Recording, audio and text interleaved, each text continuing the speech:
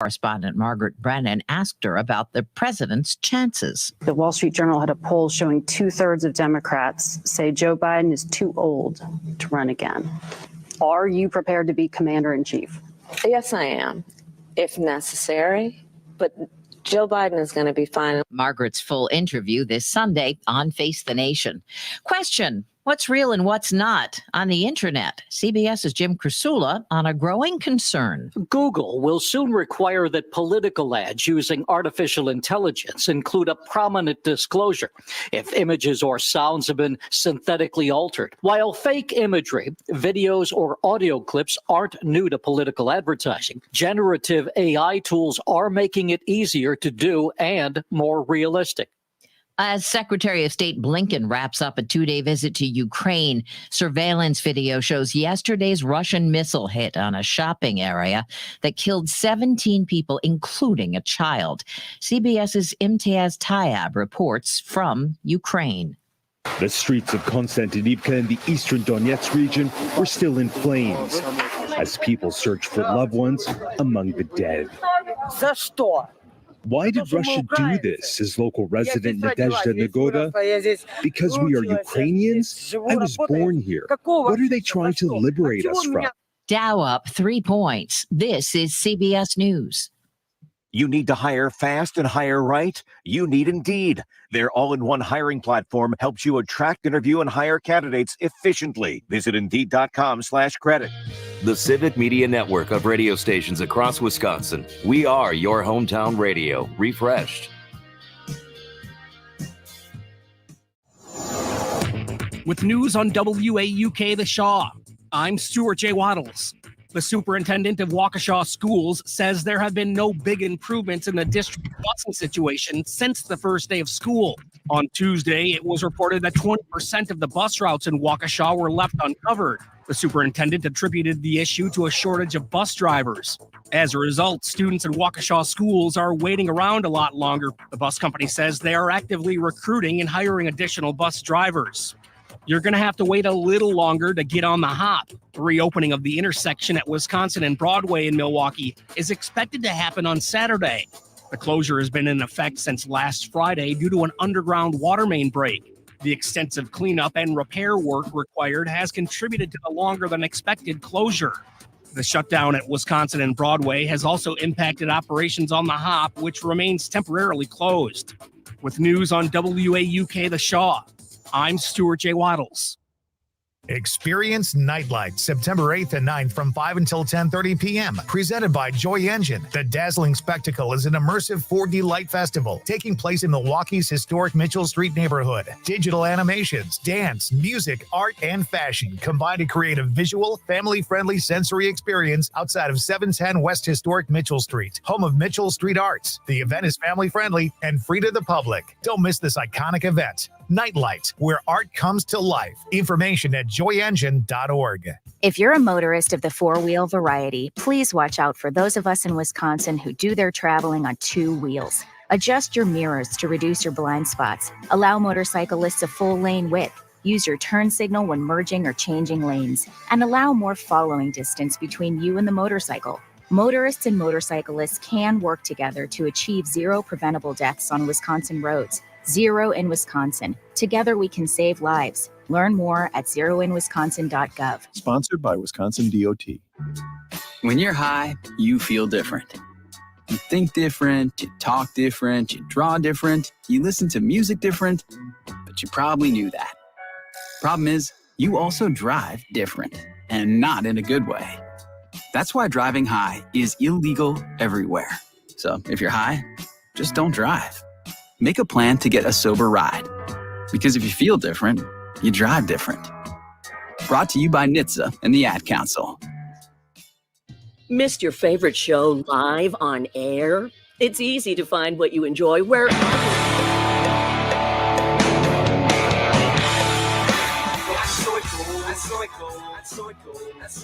Well, we have a house. Yeah. Well, the bank has a house. The bank's letting us stay here. Coffee cups and empty LaCroix cans and empty disposable coffee cups.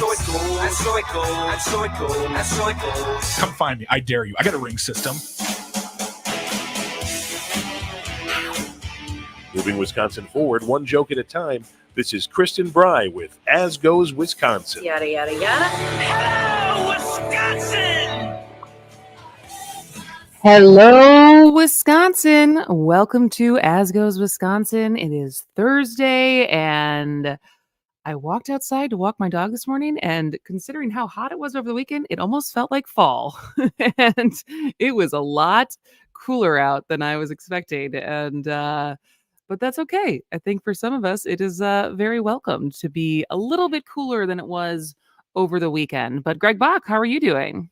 I'm doing quite well. Thank you very much for asking. That's No, great. fantastic. Great mood. Great mood. Love that. How was the open mic last night? Oh, it was a thing. Oh, yeah? Oh, yeah. It was, we like to make fun of it because it's where comedians come to work on material and either bomb but it was really well attended. A lot of non-comics there just to watch. And we had some really great sets. It's kind of an insular thing where you can either just work on your material or you can work with the room. And a lot of comics were working with the room and playing off other comics. It was a jovial time, but I think there were 40 comics. Wow, that's a lot. That's a lot of people to hear in one night. There's a lot of words.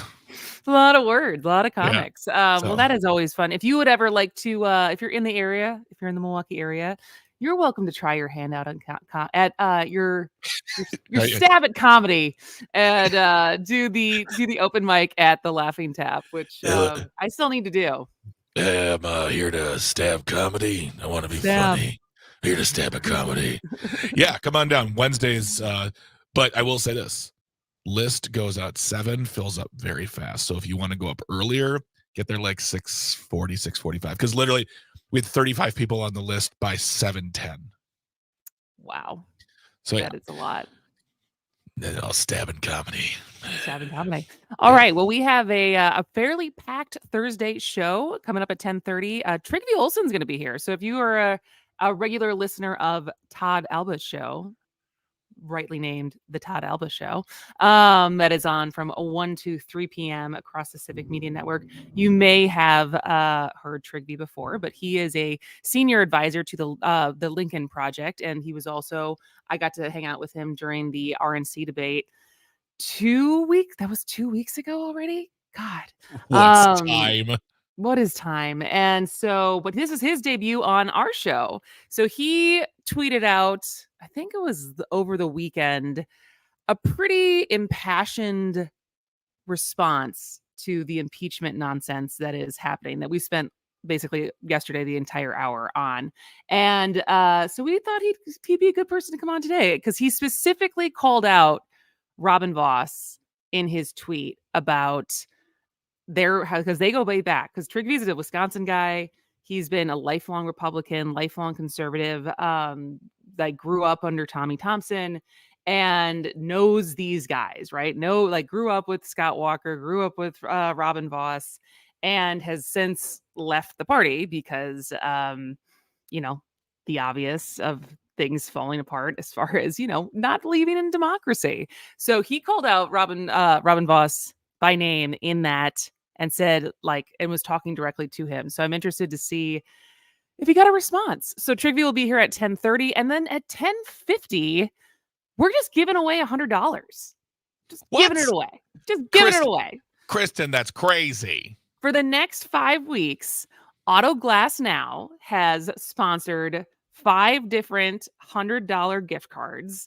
And it's not just a gift card to go use at Auto Glass Now. It is a $100 Visa card. So we're going to ask you to call in at 10:50 and just tell us what would you spend $100 on this weekend? What do you need in your life right now that that $100 would really make a dent in? Want to specify at 10:50. At 10:50. Yes, at 10:50. We will take the first 3 callers, and then I get to be the judge, which I don't think. Maybe I know. I should feel like find it's hard to pick. I'm going to find some People's Court music to play underneath while you're deciding. Dun, dun, dun, dun. All right. Perfect. And then in the second hour, we got public Cervix Announcement. Dr. Kristin Lyerly is here. I have some pelvic floor questions for her. How much do you know about your pelvic floor, Greg? It's hardwood. Yeah, totally. It's refurbished. There's a lot of carpeting on it, and we pulled it up, and we're like, "Oh my gosh, look at this beautiful flooring!" And we're Pelvic like, floor. "Yeah." We just got in there with some sanders, and we're like, "Wah," and and now it makes the value of the home like 10% more. I don't think that's the same thing. Oh, you were talking. Oh, I thought we were talking about houses. No, unless your body is a temple and that is your house. You've seen me eat. My body is not a temple. Temple of doom. So if you have any questions for the doctor, feel free to text or call those in 844-967-2789. And then we will round out the show with J.R. Radcliffe from the Milwaukee Journal-Sentinel to give us a Packers, Brewers, Badgers, all things sports update. But to start the show, I read this morning and I was this is incredibly surprising to me because I feel like so much of what we've been talking about has been, we talk about workforce issues, we talk about labor shortage, we talk about the difference between unemployment and labor participation rate. But I really had thought, especially I think coming out of the pandemic originally like in 2021, at least the Wisconsin numbers were terrible for working moms and how many of them had gone back to work. But apparently, the U.S. has just hit its smallest ever workplace gender gap, which is, to me, goes against conventional wisdom of, I feel like, what the media has been talking about. But working women have made historic gains, and those with young children are leading the charge. So this is according to latest numbers from the Bureau of Labor Statistics.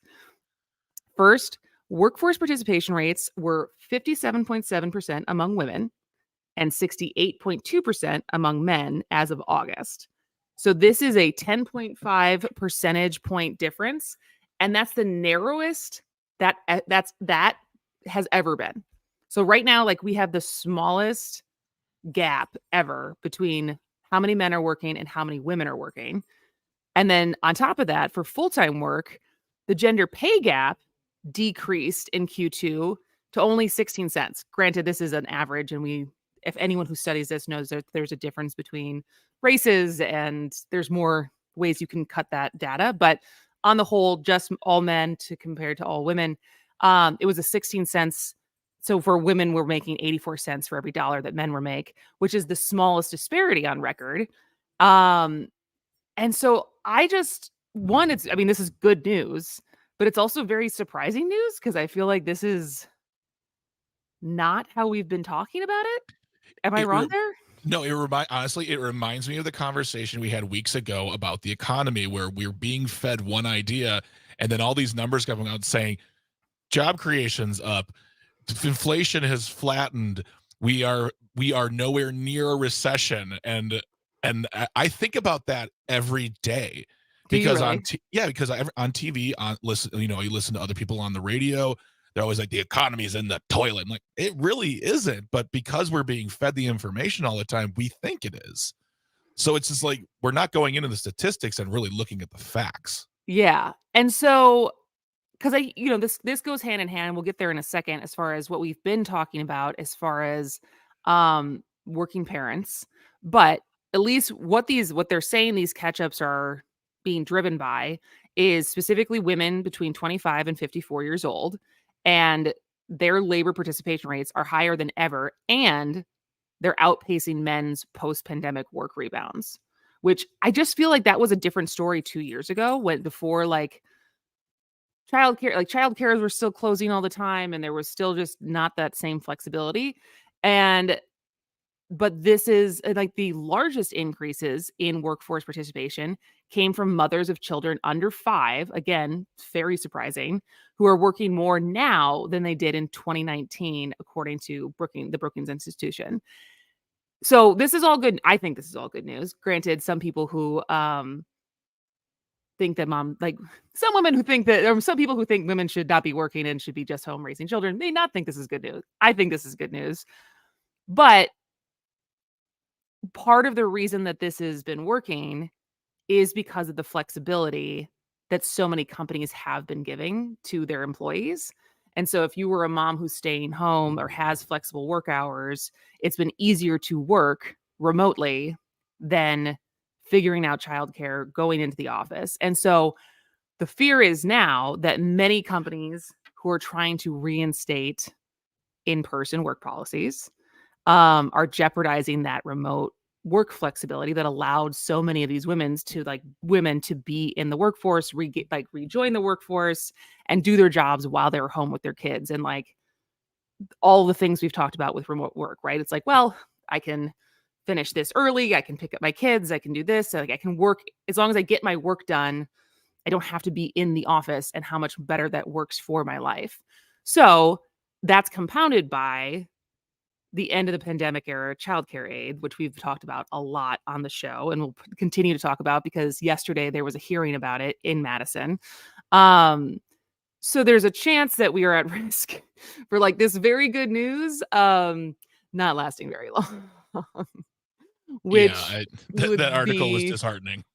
Yeah, so it's because it's one thing that we've talked about in Wisconsin, but nationwide 70,000 70, not 17, not 7, 70,000 struggling daycare programs may close this year, which would leave nationwide 3.2 million children, the parents of 3.2 million children scrambling.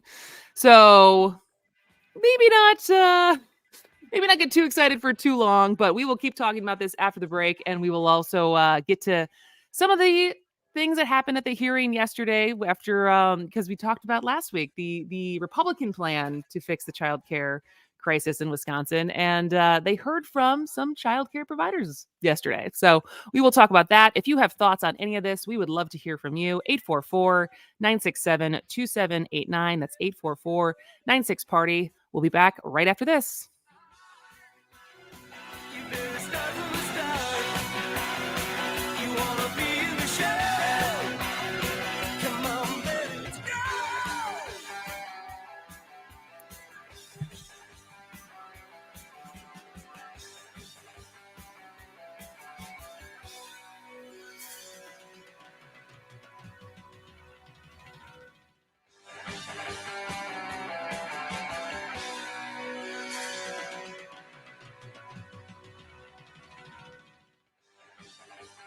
Uh-oh, did a rock hit your windshield from that semi? Don't worry, Autoglass Now offers fast, reliable, and convenient service. For a limited time only, Autoglass Now is offering 50% off windshield replacement. Call your local Autoglass Now today for full details. Don't let biased algorithms or degree screens or exclusive professional networks or stereotypes.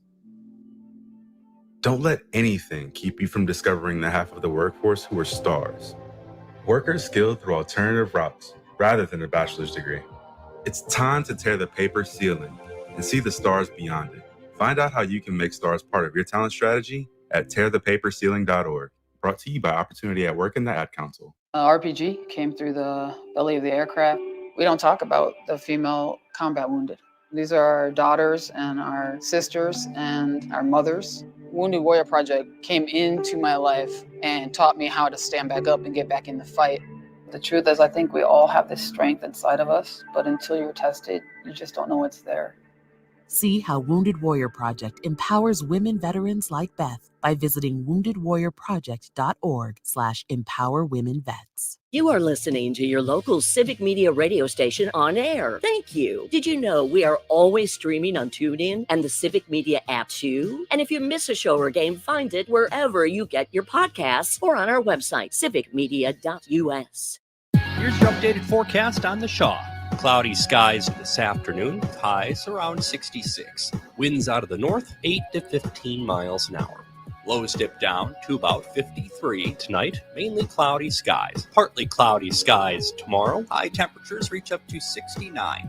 Ample sunshine expected Saturday, with daytime highs approaching 72. 74 Sunday. For Civic Media, I'm meteorologist Eric Height. Currently, it's 59.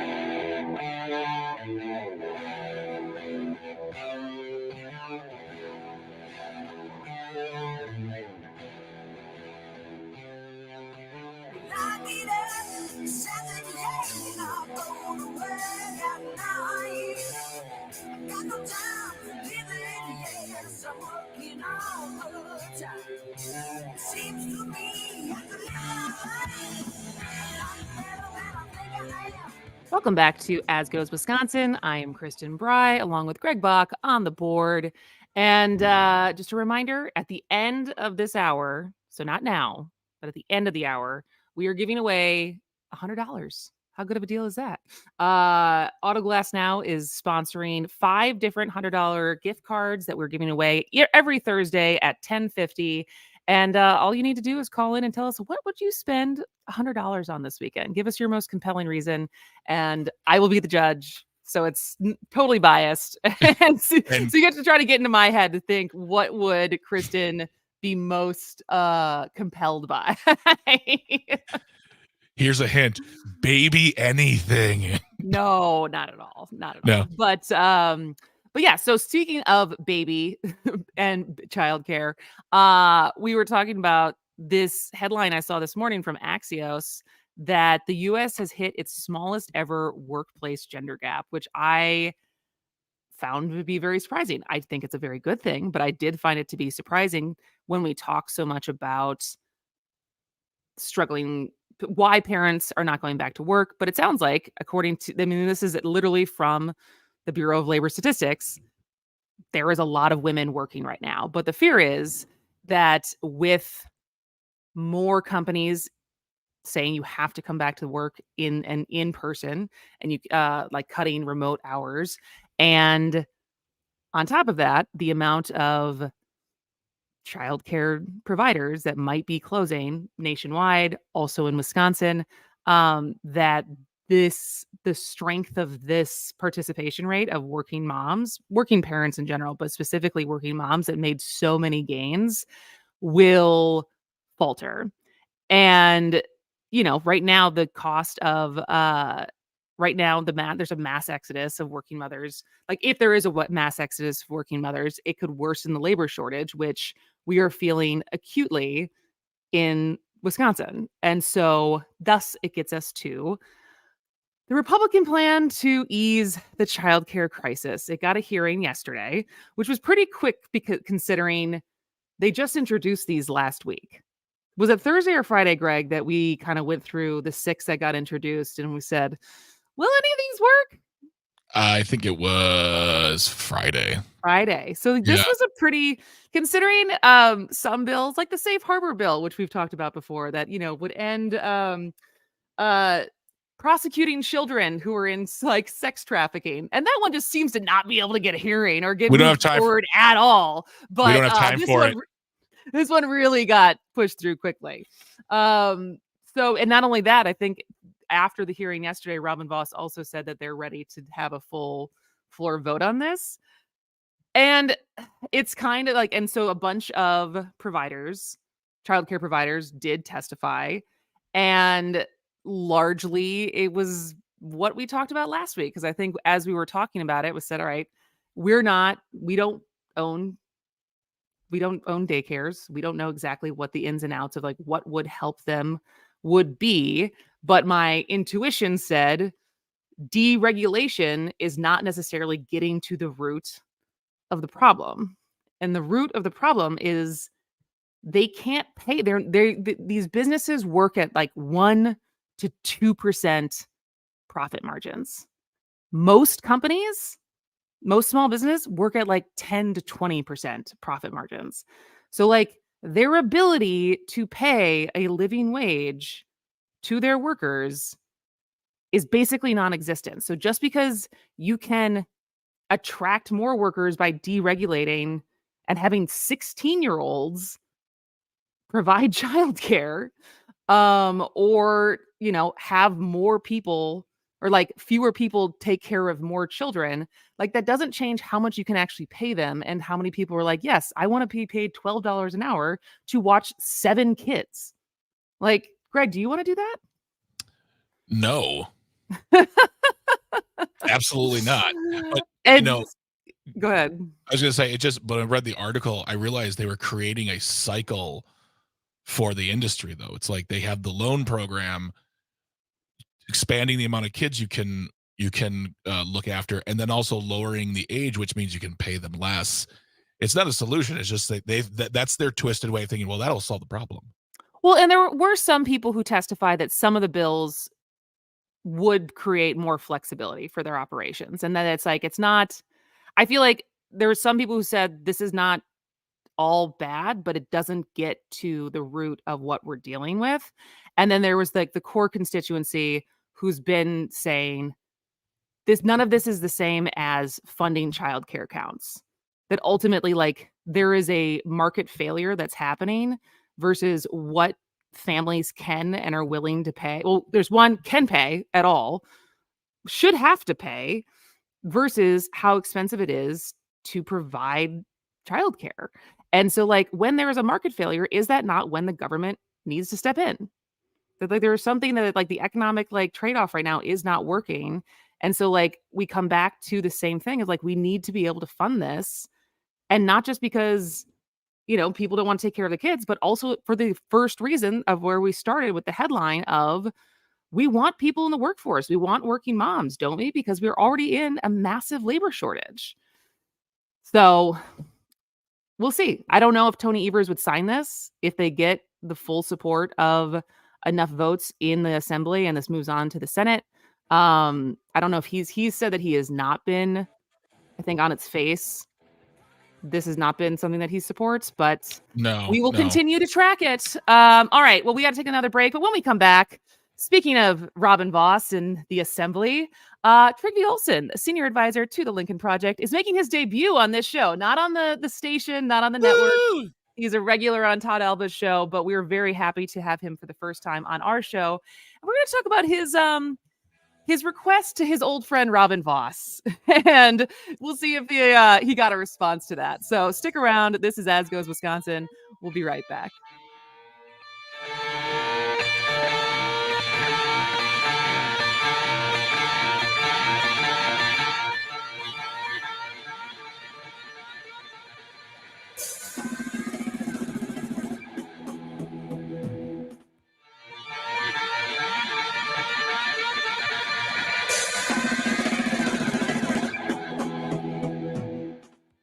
Keeping Southeast Wisconsin informed, engaged, and entertained. This is The Shaw, 540 AM and 101.1 FM, WAUK. CBS News Brief. The sixth death in 6 weeks has just been recorded at Atlanta's troubled Fulton County Jail. Chandre Delmore being held on a second-degree burglary charge when he was found unresponsive during a routine check. Family attorney Mawuli Mel Davis. It is about a tragedy that continues to happen, that lives remain in danger in the Fulton County Jail. Justice Department launched a civil rights investigation in July. Temperatures are soaring from East Coast to West. CBS's Steve Kathan says one desert city is sweltering again. Phoenix is expected to break its previous record of 53 days of 110-degree weather in a single year. That was set in 2020. Hurricane Lee whirling through the Atlantic on a path toward the Caribbean. The Weather Channel's Stephanie Abrams. Right now, it is getting pushed west-northwest by a high pressure. We're going to watch it really closely to see if it tracks closer to Bermuda or to the East Coast. CBS News Brief. I'm Deborah Rodriguez. Your home for local news, weather, and sports across the airwaves and always streaming on the Civic Media app.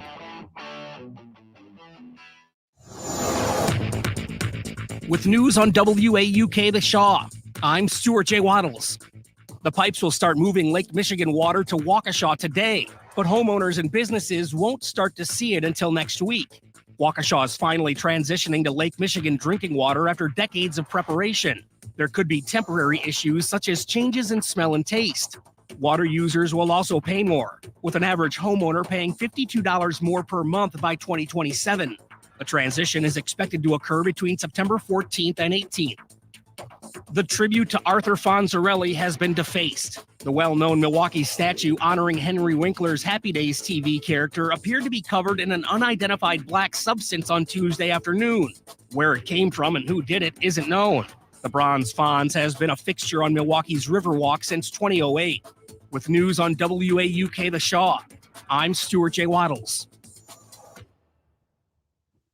Experience Nightlight September 8th and 9th from 5 until 10:30 p.m. Presented by Joy Engine. The dazzling spectacle is an immersive 4D light festival taking place in Milwaukee's historic Mitchell Street neighborhood. Digital animations, dance, music, art, and fashion combine to create a visual, family-friendly sensory experience outside of 710 West Historic Mitchell Street, home of Mitchell Street Arts. The event is family-friendly and free to the public. Don't miss this iconic event. Nightlight, where art comes to life. Information at joyengine.org. Direct from the Dairy State. It's Sharp Cheddar Weekends, a 3-hour block of Wisconsin-produced radio, Saturdays and Sundays from 11 a.m. till 2 p.m., featuring Raised in Wisco with Joel Clayfish and Danielle Fairman, The Cripes Cast with Charlie Behrens, and Under the Helmet with the Gravedigger, Gilbert Brown. You can enjoy it by the slice or enjoy the whole darn thing. Sharp Cheddar Weekends is radio so fresh, it squeaks. Listen in on the Civic Media Station or on the app.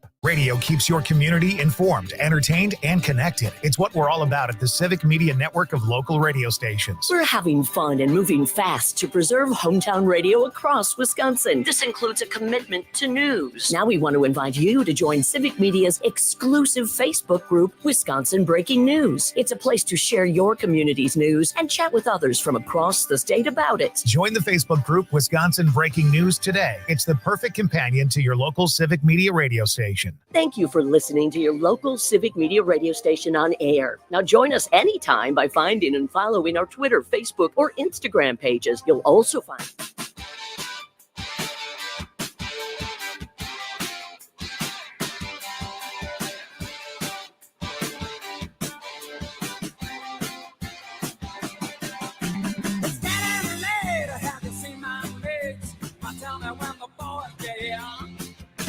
It's 7 o'clock and I wanna rock, wanna get a belly full of beer.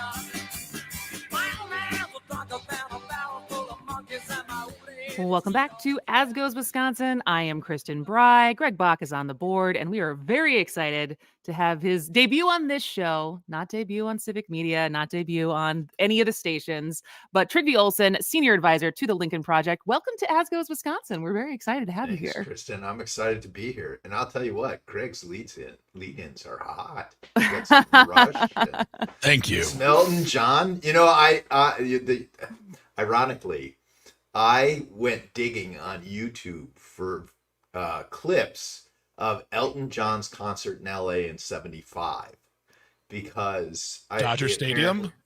Yeah, you know what? There is some amazing clips of that concert, and that's like an iconic concert. Oh gosh, yeah. Including when he was playing "The Bitch Is Back" and Benny and the Jets. So yeah, I don't know how I ended up on I was that, gonna say, but over the weekend I did. I just.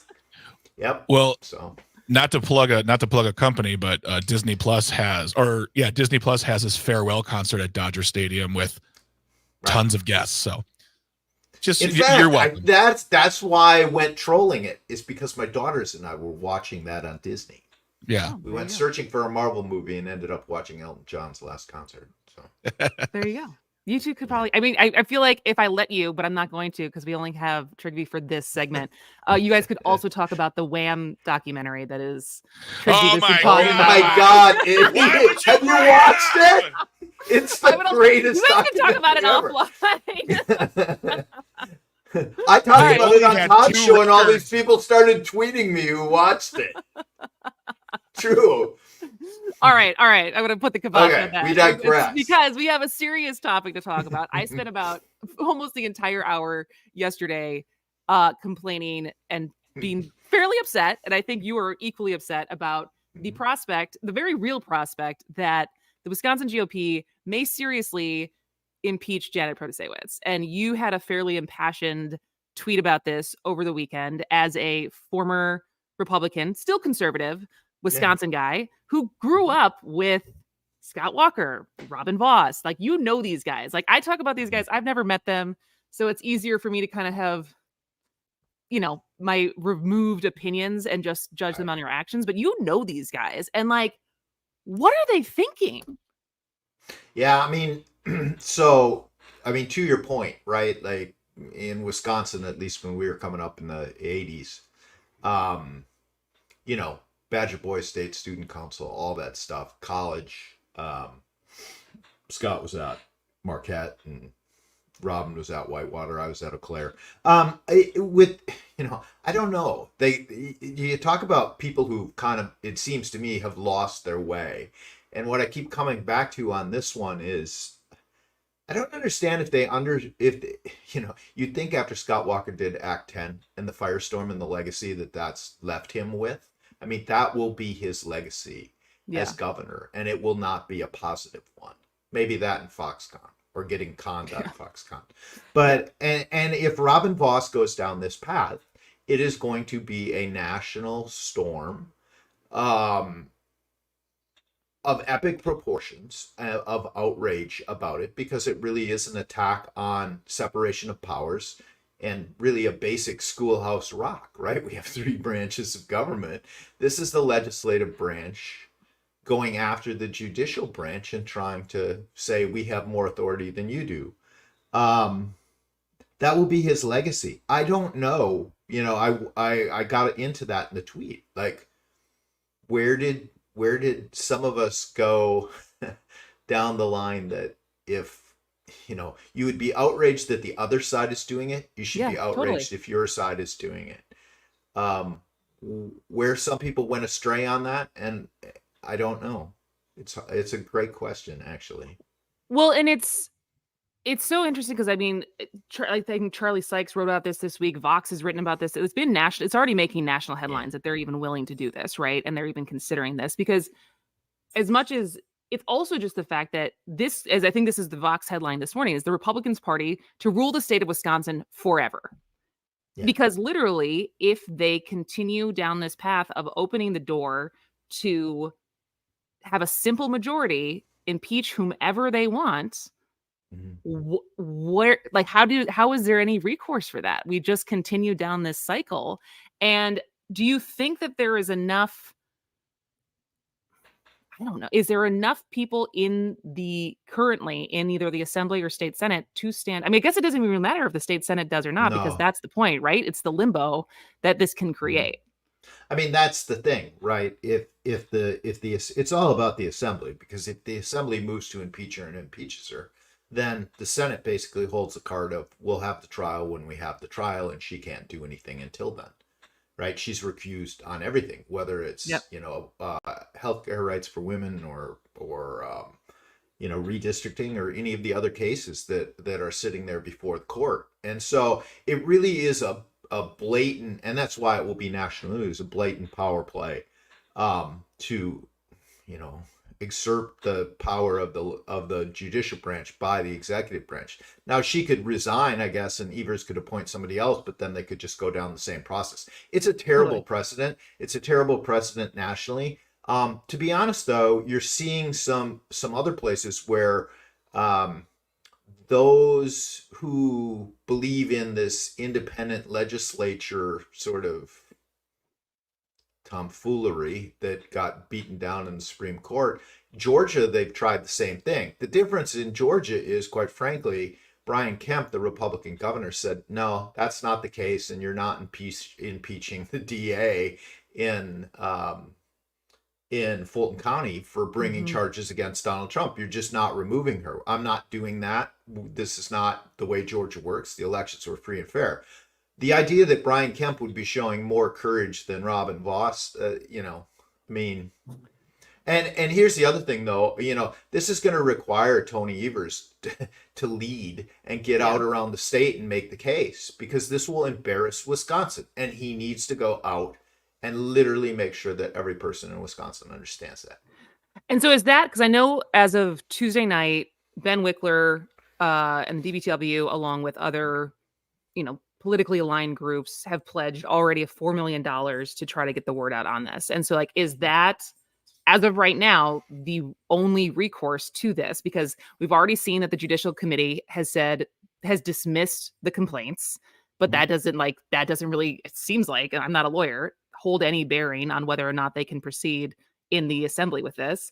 And so is the only recourse for this is just a full-fledged awareness campaign for everyone who's willing to talk about it. So there can be people who are outraged about it can also know that it's even happening. Well, I think Ben has done a really good job of setting the narrative. And one of the things Democrats often fall into is that they fight on policy while Republicans build narratives, usually around fears. Ben has done a great job of saying what's at stake and what's truly at stake: democracy, that this is, holding a nuclear football to the separation of powers between branches. And it's left Brian Schimming basically, whoa, Democrats are whining, blah, blah, blah. Like, it's hard for them to fight that. But I think ultimately what this is going to come down to is, there's probably 15 Republican legislators spread out around the state. And what it's going to take is Republicans as well as Democrats standing up. And, kind of to the point again, that starts with Republicans asking themselves, if the Democrats were doing this nationally or in the state of Wisconsin, would I be outraged? And if your answer is yes, then you should be outraged that your side is considering doing it. And you need to say to those legislators who can be persuaded, I will oppose you if you do this. I have a question for you as far as what would you say to someone? Because we had a caller in yesterday who I think I probably could have handled better, but I didn't because I was fairly riled up. But who thinks that she should not have said that? And saying she should not have answered the question where she thinks personally that the maps are rigged, and that there is a cohort of people who believe that she did do something wrong, including, as I heard him defend, our mutual contact, Bill McCoshen. I heard him last week defend this position that she is unfit to be on the court because of something she said before she was even elected. What would you say to those people to convince them otherwise? Well, I would start with the fact that she certainly, here's the question that I would have back to Bill and the rest of them. Should the legislators, any legislator who has made a comment that she should be impeached before she was elected, also recuse themselves from voting on this particular issue? Because if Bill wants to go down that path, I can find at least 6 or 7 on Twitter early on who, before she was elected, saying, well, we'll just impeach her. Yep. So the idea, and second, Robin Voss made similar comments about the map. He didn't use the word rigged, but in reality, the idea that they would make that determination anyway, given the fact that the people who have the most vested interest in the case are the legislators who would basically be saying, we're going to remove you over this case, it really doesn't hold water. I get the idea that they would spin that. I get the idea that they're hurting, that they've been losing elections in the state of Wisconsin when for a long time they won elections in the state of Wisconsin. But instead of doing the hard soul searching of looking in the mirror and saying, what is it and why is it that we're losing elections? Maybe the fact that, that women who need reproductive health care have to go out of state. Maybe it starts there. They need to take a look in the mirror, but they don't want to do that soul searching. And so that's all that they're left with is what about? And you brought up Brian Schimming before. Brian Schimming came into the GOP, and I read the article last year. It's like he wants to revamp the idea is there's no sacred cows. And the only thing they've done now is switch their idea on early voting. All of a sudden, now it's a thing we must do. But while he's doing that on this side, you have Robin Voss on this side, and it's poisoning everything Brian might try to do to help rework the GOP in the state and actually win elections. And that's a big problem, too, that they're facing. They're going up against each other. When Brian is saying vote early, and then he's saying impeach Janet. Like, it's not going to work for them. It's just shooting themselves in the foot. No, and here's the other thing I'd say to our mutual buddy, Bill. Our former mutual boss, who he ran and got 170 of 7, I think he won all 72 counties. Tommy Thompson used to say, you know what, Democrats run around the state sucking on lemons and whining and saying everything's terrible, everything's terrible. That's what the Republican Party has become. And that's what Bill's doing when he's complaining about rigged elections and protestation. That's actually a good question. Have in your time since leaving the Republican Party, being part of Lincoln Project, have you talked to Tommy Thompson? Have you talked to him about the state of the party and No, where it is? never about the state of the party. Okay. I think I've seen Tommy once.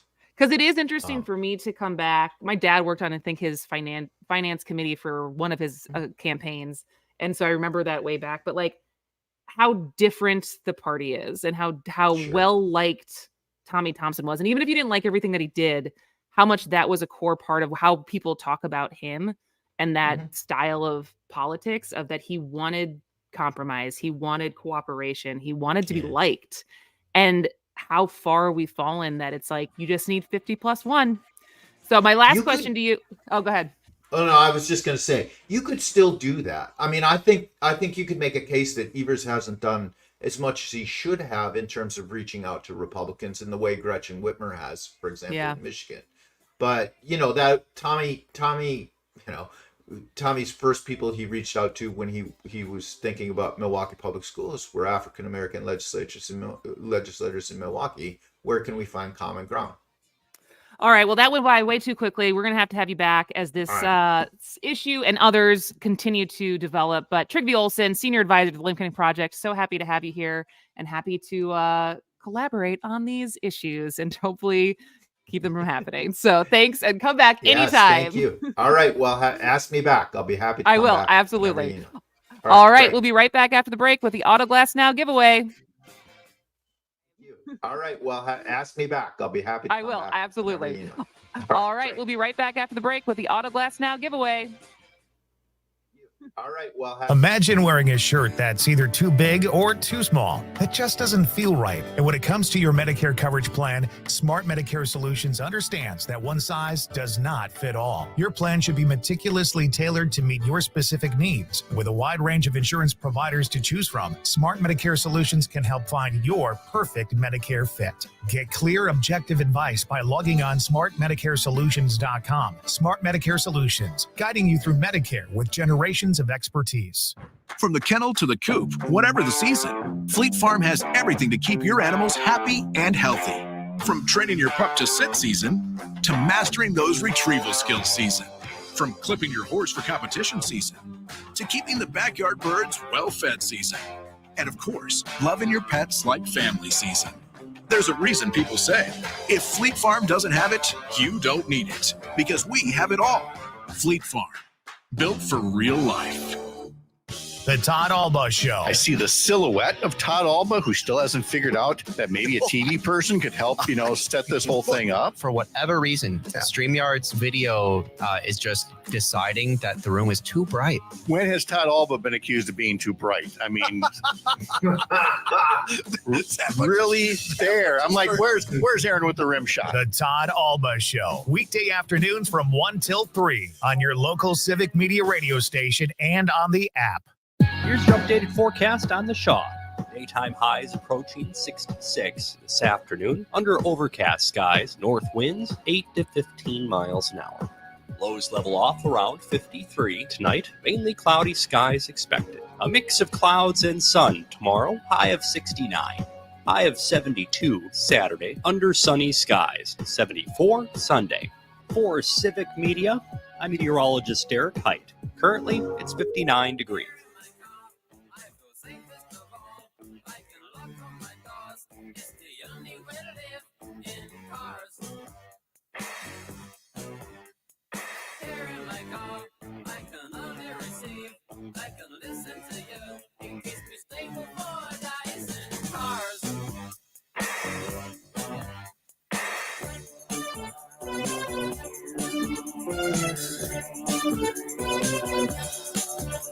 Welcome back to As Goes Wisconsin. I am Kristin Bry. Greg Bach is on the board, and we want to give you $100. So the first 3 callers, we're going to have you call in 844-967-2789. That's 844-96-PARTY. And we're giving away a $100 Visa card. So we'll have to email it to you. So you will have to get your information. Greg will get your information on the phone, not on the line. But yeah, so it's sponsored by thanks to Autoglass Now. So listen to the sound of glass breaking for your chance to win a $100 Visa gift card sponsored by Autoglass Now, which you can always check out the Waukesha location on East Moreland Boulevard and for all of your auto glass needs. So we were thinking, like, what's a fun way? How do we do this? Is it just a trivia question? Is it asking you, the last time you had to get your windshield fixed? But that seemed like it'd lead to like really crappy stories that would not be very uplifting. So simply, oh, so cold. My stuff got stolen. I was trying to stab comedy that night.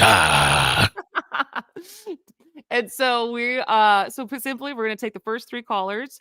You're going to tell me what you're going to spend the $100 on, and then I have the very hard job of taking into account all 3, and then I will choose who I arbitrarily think has the best answer for what they're going to spend their money on. And don't be mad at me, and please keep listening for the other 2 who I don't pick, but that's fine. So we are going to go with Greg. Who do we have first? I believe we have Ross. The phone lines are lit up, so I didn't even get a chance to screen all of them. So, Ross, if this is Ross, we're putting you on. What would you do for $100? What would you do with $100? This is Mary in Wauwatosa. I'm not Mary. sure. I am Mary Ross. Okay. Oh, there you go. So, Kristin, I appreciate your spirit on the air, and I think Crute has a real talent for finding effective radio show hosts, and you're an example of that. So instead of spending $100, I would. Ooh. Hi, are you hearing me? I am hearing you. Sorry, I was just saying thank you. So instead of spending $100, I cut you off. Sorry. Yeah. So instead of spending $100, I would want to gift my if I was fortunate to win it, I would want to gift my card to an organization, a Waukesha organization of young people called Blue Sky of Waukesha.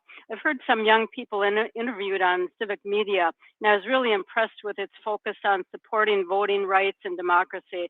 So I would want to lend lend a hand of support to this great organization. That is a great way to spend $100. That's you really know me. You've been listening to the show as far as how to pull on my heartstrings. You raised that bar, Mary. Exactly. All right, Mary, hold on to the line. And so we're going to take the next caller. Greg, who do we have next? We have Tom from Grafton. Tom, what would you do with that $100? Hi. Well, I have some friends up in Eden-Menasha, and he just purchased kind of a retro vehicle, one that he had owned years ago, a 1980 Subaru Brat, and he's all thrilled to get it. So I was going to go up there and visit and bring up some food, some brats and stuff like that, and some soda and chips and stuff, and spend the money on that. Are you going to help him with the car? No, he's a mechanic by trade. It's kind of a celebration. He's been hoping to find a unique vehicle like that, and he said he had one as a teenager, so he's all thrilled to get it. It's like kind of a cute little car, I guess, but it's pretty old, a 1980. But I saw it before he bought it, and it's in decent shape for the age, I think. Not something I'd buy, but he's thrilled, so that's what I spend the money on. All right, fun. So spend it on like a nice boys' weekend to keep him company while he's working on the car.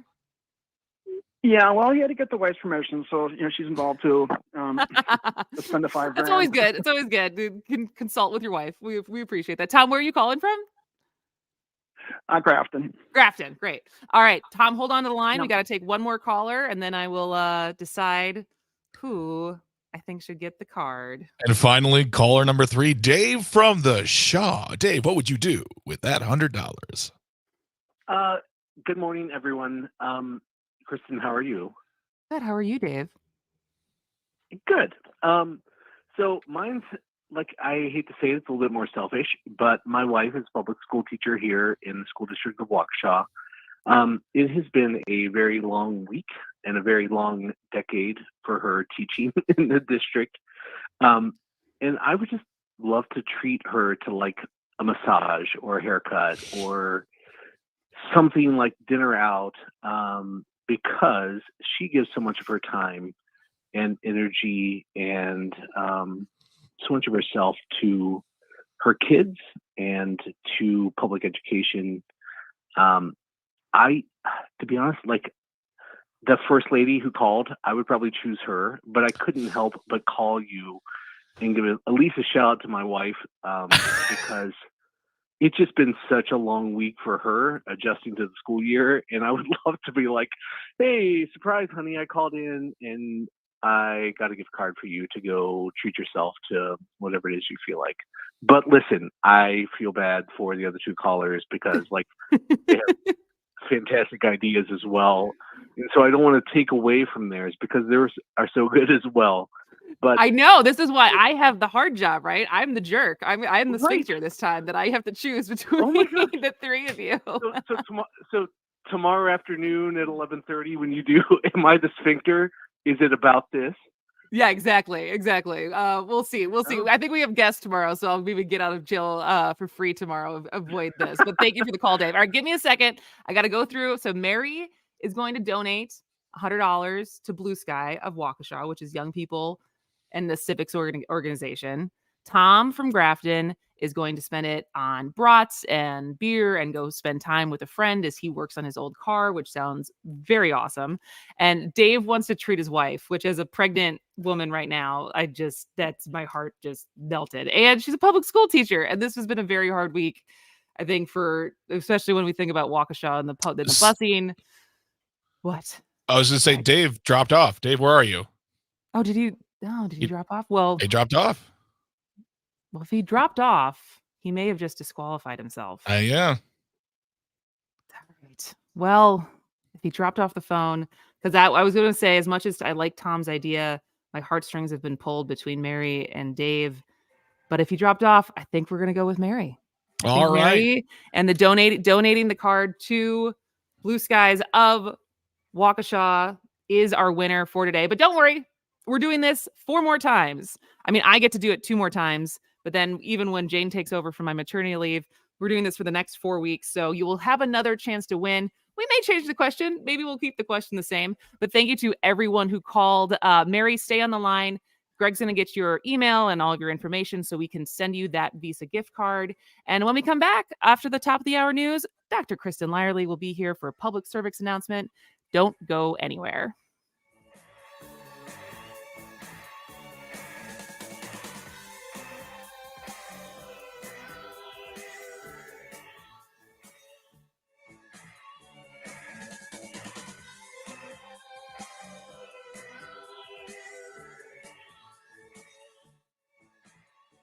Experience Nightlight September 8th and 9th from 5 until 10:30 p.m. Presented by Joy Engine. The dazzling spectacle is an immersive 4D light festival taking place in Milwaukee's historic Mitchell Street neighborhood. Digital animations, dance, music, art, and fashion combine to create a visual, family-friendly sensory experience outside of 710 West Historic Mitchell Street, home of Mitchell Street Arts. The event is family-friendly and free to the public. Don't miss this iconic event. Nightlight, where art comes to life. Information at joyengine.org. You are never far away from your favorite local radio station. We're always streaming on TuneIn and the Civic Media app, and we invite you to get social with us by following our network's Twitter, Instagram, and Facebook pages. Want even more? civicmedia.us.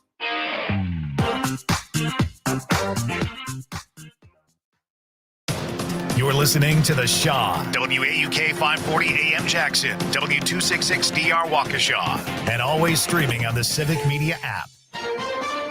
This is CBS News on the Hour, presented by Indeed.com.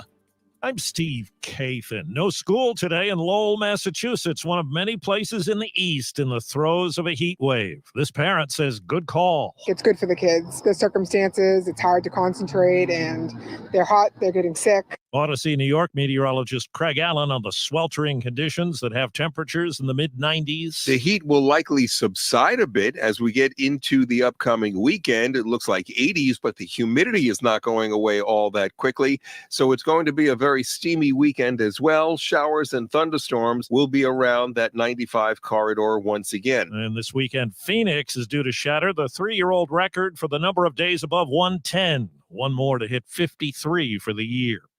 At the Fulton County Jail in Atlanta, an inmate death is being investigated. It's the 6th in 6 weeks. Devin Franklin is an attorney with a civil rights group. Make no mistake about it, the death of Chandra Delmore is the very harm that those of us at the Southern Center for Human Rights warned elected officials in Atlanta city government of what would happen when jail space was expanded. A federal civil rights investigation was launched at the jail in July.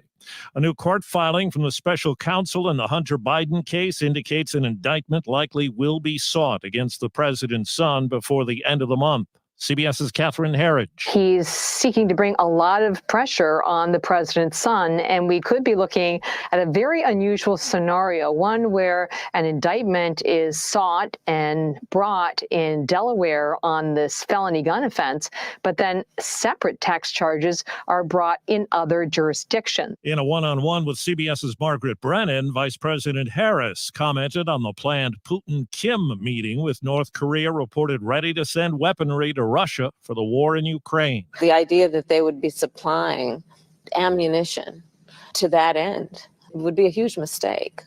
I also believe very strongly that for both Russia and North Korea, this will further isolate them. Lainey Wilson leads the way with 9 CMA nominations.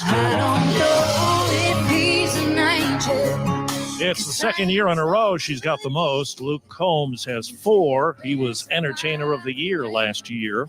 Bruce Springsteen's called off his shows the rest of this month. The word is he'll be treated for symptoms of peptic ulcer disease.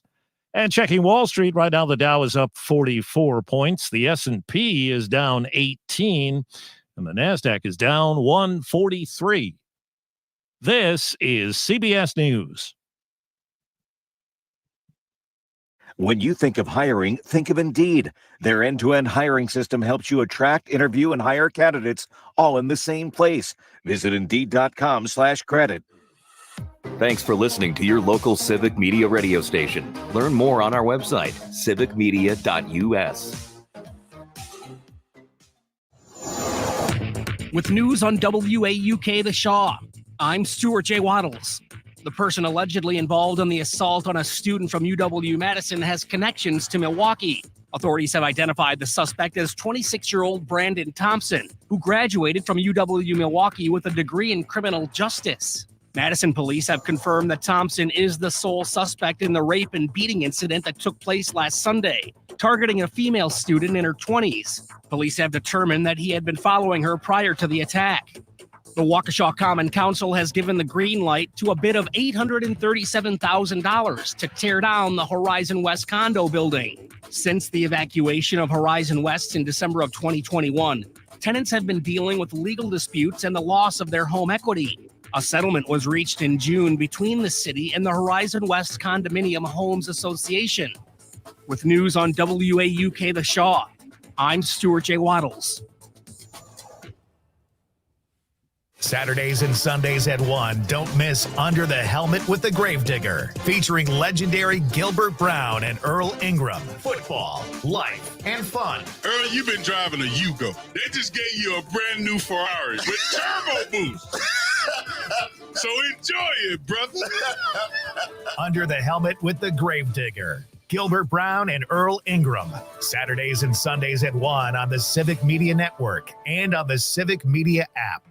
Hi, we're the Goo Goo Dolls. We're fortunate that our daughters have what they need to grow and learn. But that isn't the case for nearly 13 million kids in the U.S. that struggle with hunger. Childhood hunger is a heartbreaking reality that Feeding America is working to change. Each year, the Feeding America network of food banks rescues billions of pounds of good food that would have gone to waste and provides it to families and children in need. You can help kids in need in your community by visiting feedingamerica.org. Brought to you by Feeding America and the Ad Council. My name is Teresa Barber. I was in the United States Navy and I served overseas in the Middle East and Africa. Early on in my career, I had a commander that taught our suicide prevention training, and the very next day he took his own life. 90% of suicide attempts involving a gun are fatal. My way of continuing my service is to help protect my community by being a responsible gun owner and by storing firearms safely. Store all your guns securely. Help stop suicide. Brought to you by End Family Fire and the Ad Council.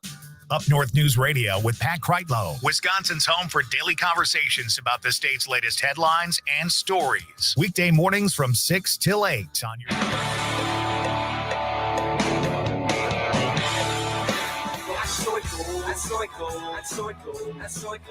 But we also proved that I'm not always nice. But even when you're upset and even when you're ticked off, you still come from a place of compassion and love. Whereas I'm just old, bitter, and jaded.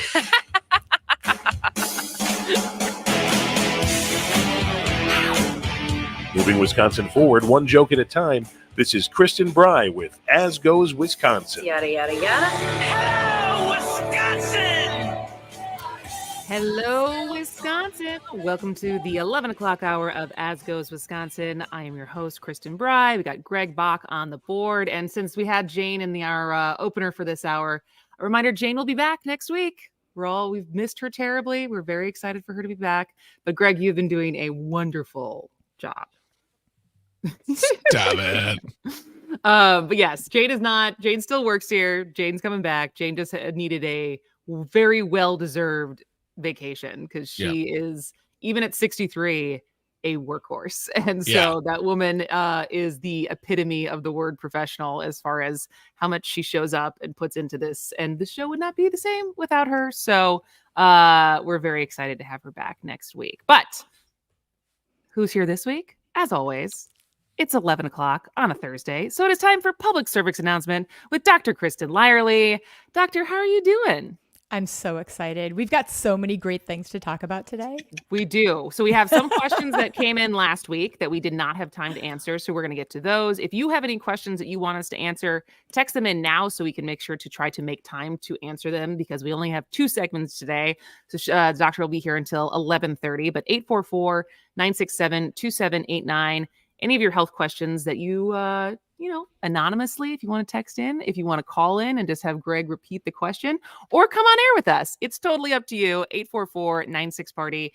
But I have my own, I guess, kind of just general question. But I went to a physical therapist this week because some of the advice, as when you're pregnant, as you probably know, lots of people give lots of advice as far as what worked for them. And this is from everything from being pregnant, recovering from pregnancy, all of the things. And one of the pieces of advice I got was do not skimp on physical therapy. And in America, we're not always great at taking care of women after they give birth. And one of those things having to do with your pelvic floor. And so I made the decision to go see a physical therapist even before I'm giving birth to start figuring out how my pelvic floor is doing. But not only that, because I feel like we think about pelvic floor with women a lot, but having a husband who is recovering from an anterior lumbar spine surgery, which means they went through the front. And so he's basically dealing with a C-section like incision right now. Poor guy. He also has pelvic floor like things that are popping up. And so what is the pelvic floor? We already learned, I think, already that, Greg, it's not flooring that goes in your house. Whatever. I'm just working on an endorsement from Blifford. That's all I want. So what is the importance? Yeah, we'll get to Greg's pelvic floor later. But we all, men and women, have a pelvic floor. It's really just the muscles that hold up your bladder, and women, your uterus, your bowel. And it's a complicated network of muscles. It's so complicated that when I was in medical school, the first thing that you do as a first-year medical student is you have a class called gross anatomy, and you literally gross anatomy? Anatomy. Mm-hmm. Yes. GROSS or GROWTH? GROSS, like everything. It means everything. We do like a general survey, and we literally like dissect a cadaver. People donate their bodies to science, and we take our time and we learn by dissecting bit by bit. But we don't do the pelvis because the pelvis is so hard and so complicated that you have to take actually an extra class. Unless it's changed in the 20 years since I've gone to medical school, the pelvis is just a really hard place. And it's hard for us to understand. It's hard for us to talk about because, it's got a lot of organs that are difficult for us to talk about in a social way. Mm-hmm. But it has a huge impact on lots of different parts of our lives, like constipation, urinary problems, pain for men and women. If we don't have a strong, appropriately functioning pelvic floor, it can cause tons of common problems. And so it's different than your abs. Like your abs sit on top of your pelvic floor. Is that basically visually how you should think about it? Yes. I mean, where your belly button is. Yes. Those are... Well, not anymore. I don't really have a belly button these days, but go on. You know where your belly button is usually located? So those are your abs, your rectus muscles, and your transverse abdominis muscles, like on your, your front. But your pelvic floor is really your bottom. So like for women, if you put your finger in your vagina and just squeeze, you can usually feel your pelvic floor muscles squeezing around your finger. Same thing as far as your rectum goes and your urethra. All of those muscles together function as the pelvic floor. But they have to squeeze when they're supposed to squeeze, and they're supposed to relax when they're supposed to relax. And that's what I found out this week, is that I don't have so much of a problem with the strength. It's the letting go part of being able to actually relax that I never knew was a issue. And now I do. And so it's interesting though, because it's something that we're trying to figure out, because even both, I mean, in general in life, but also to during childbirth, being able to release your pelvic floor is going to be important, right? Oh yeah.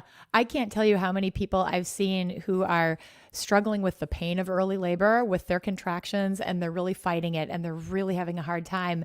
And then they get an epidural that allows their body to relax, and their body just goes whoosh, and their cervix opens up and their labor progresses.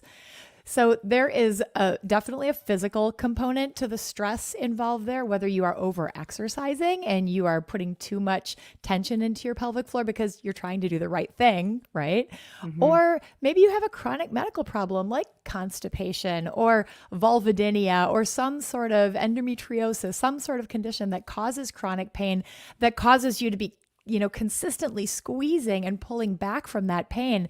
Well, there's this feedback loop where your body is responding to that pain by contracting that muscle, and that muscle contraction is causing more pain, ironically.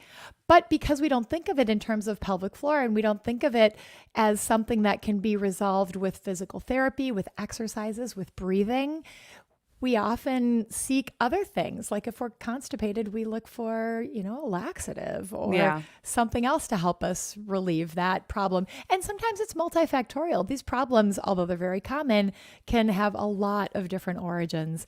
It's really great for me as an OBGYN doctor to know that you are seeking help from a pelvic floor physical therapist, because this is such an underutilized resource and so important for so many of us.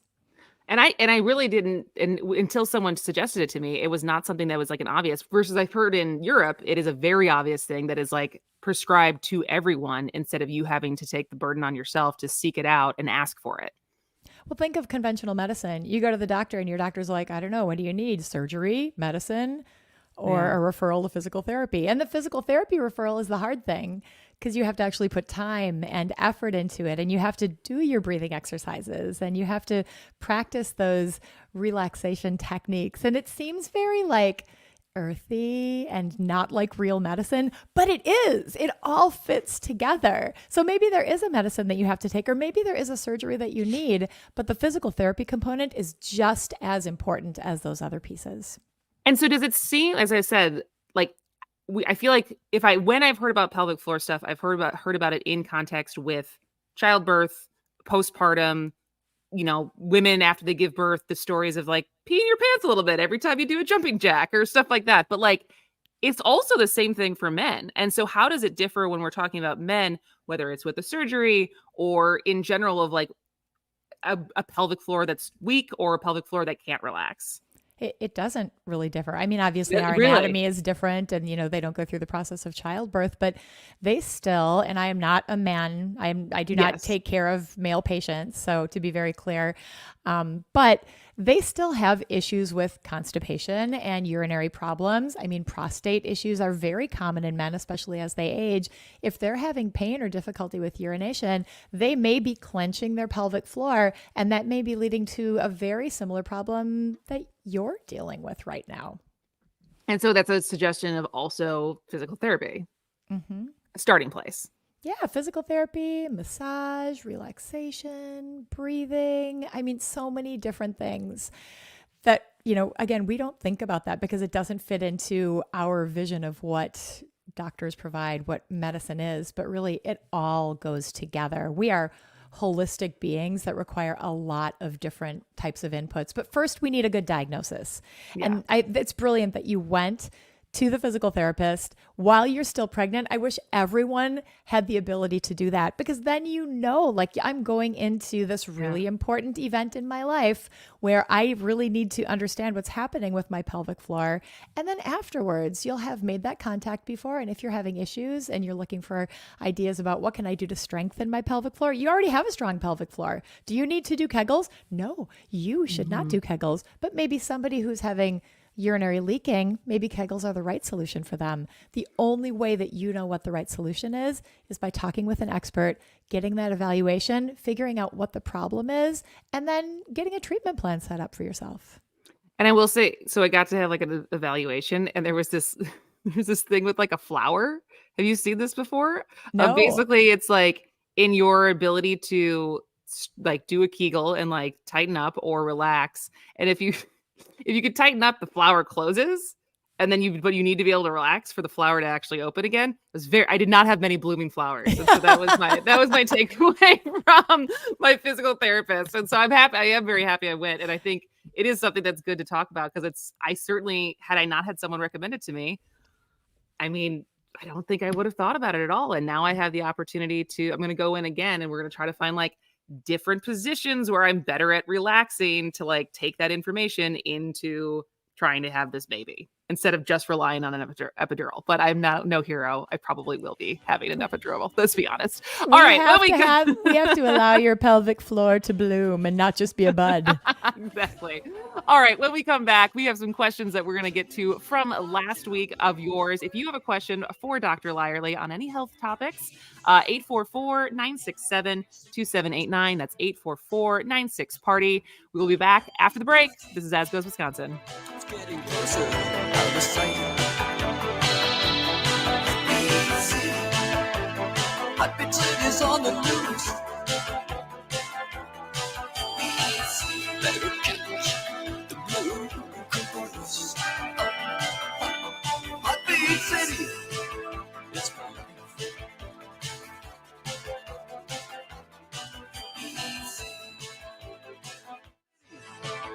It's fun.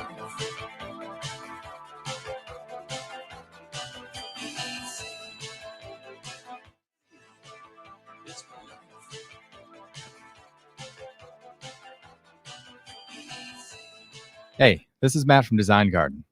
Remember when the internet was new? Back then, you had to leave your house to start a business. Companies used to pay programmers bags of cash to get online. Now, small businesses can get online with a Facebook business page, or Squarespace, or Google My Business, or WordPress. But which tools should you use? Can you afford to go down the wrong path? Design Garden uses modern tools to build your website the right way. Find us online at design.garden. Again, that's design.garden. Get ready for fall with hot deals at Menards. Save big on hardwood firewood bundles. $3.99 each after 11% off. Fire up the grill. Royal Oak Hickory Charcoal is just $6.99 after rebate. Tackle fall projects with performance work gloves. $2.99 a pair after 11% off. And a 17-pound bag of fall lawn food with weed control is $14.99 after rebate. Good through September 10. Savings are mailing rebates. Some exclusions apply. See store for details. Save big money at Menards. Uh-oh, did a rock hit your windshield from that semi? Don't worry, Autoglass Now offers fast, reliable, and convenient service. For a limited time only, Autoglass Now is offering 50% off windshield replacement. Call your local Autoglass Now today for full details. Hey, son, how are you feeling? I'm fine, Pops.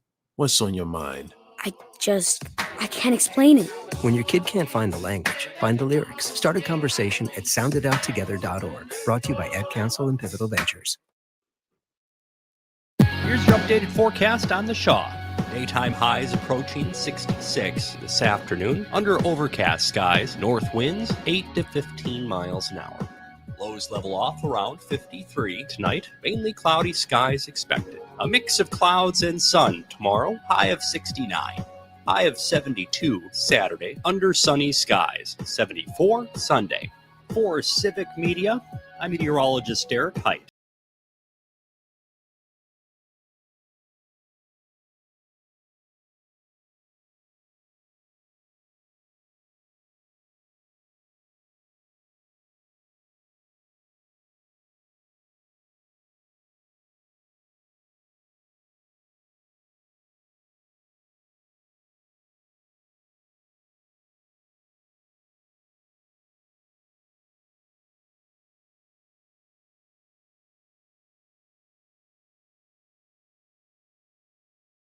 And it is Thursday at 11:20. So Dr. Kristin Lyerly is still here for our segment, Public Cervix Announcement, where we take, a lot of my questions about pregnancy, but also women's health, but also health in general. And we always welcome your questions for the doctor at 844-967-2789. That's 844-96-PARTY.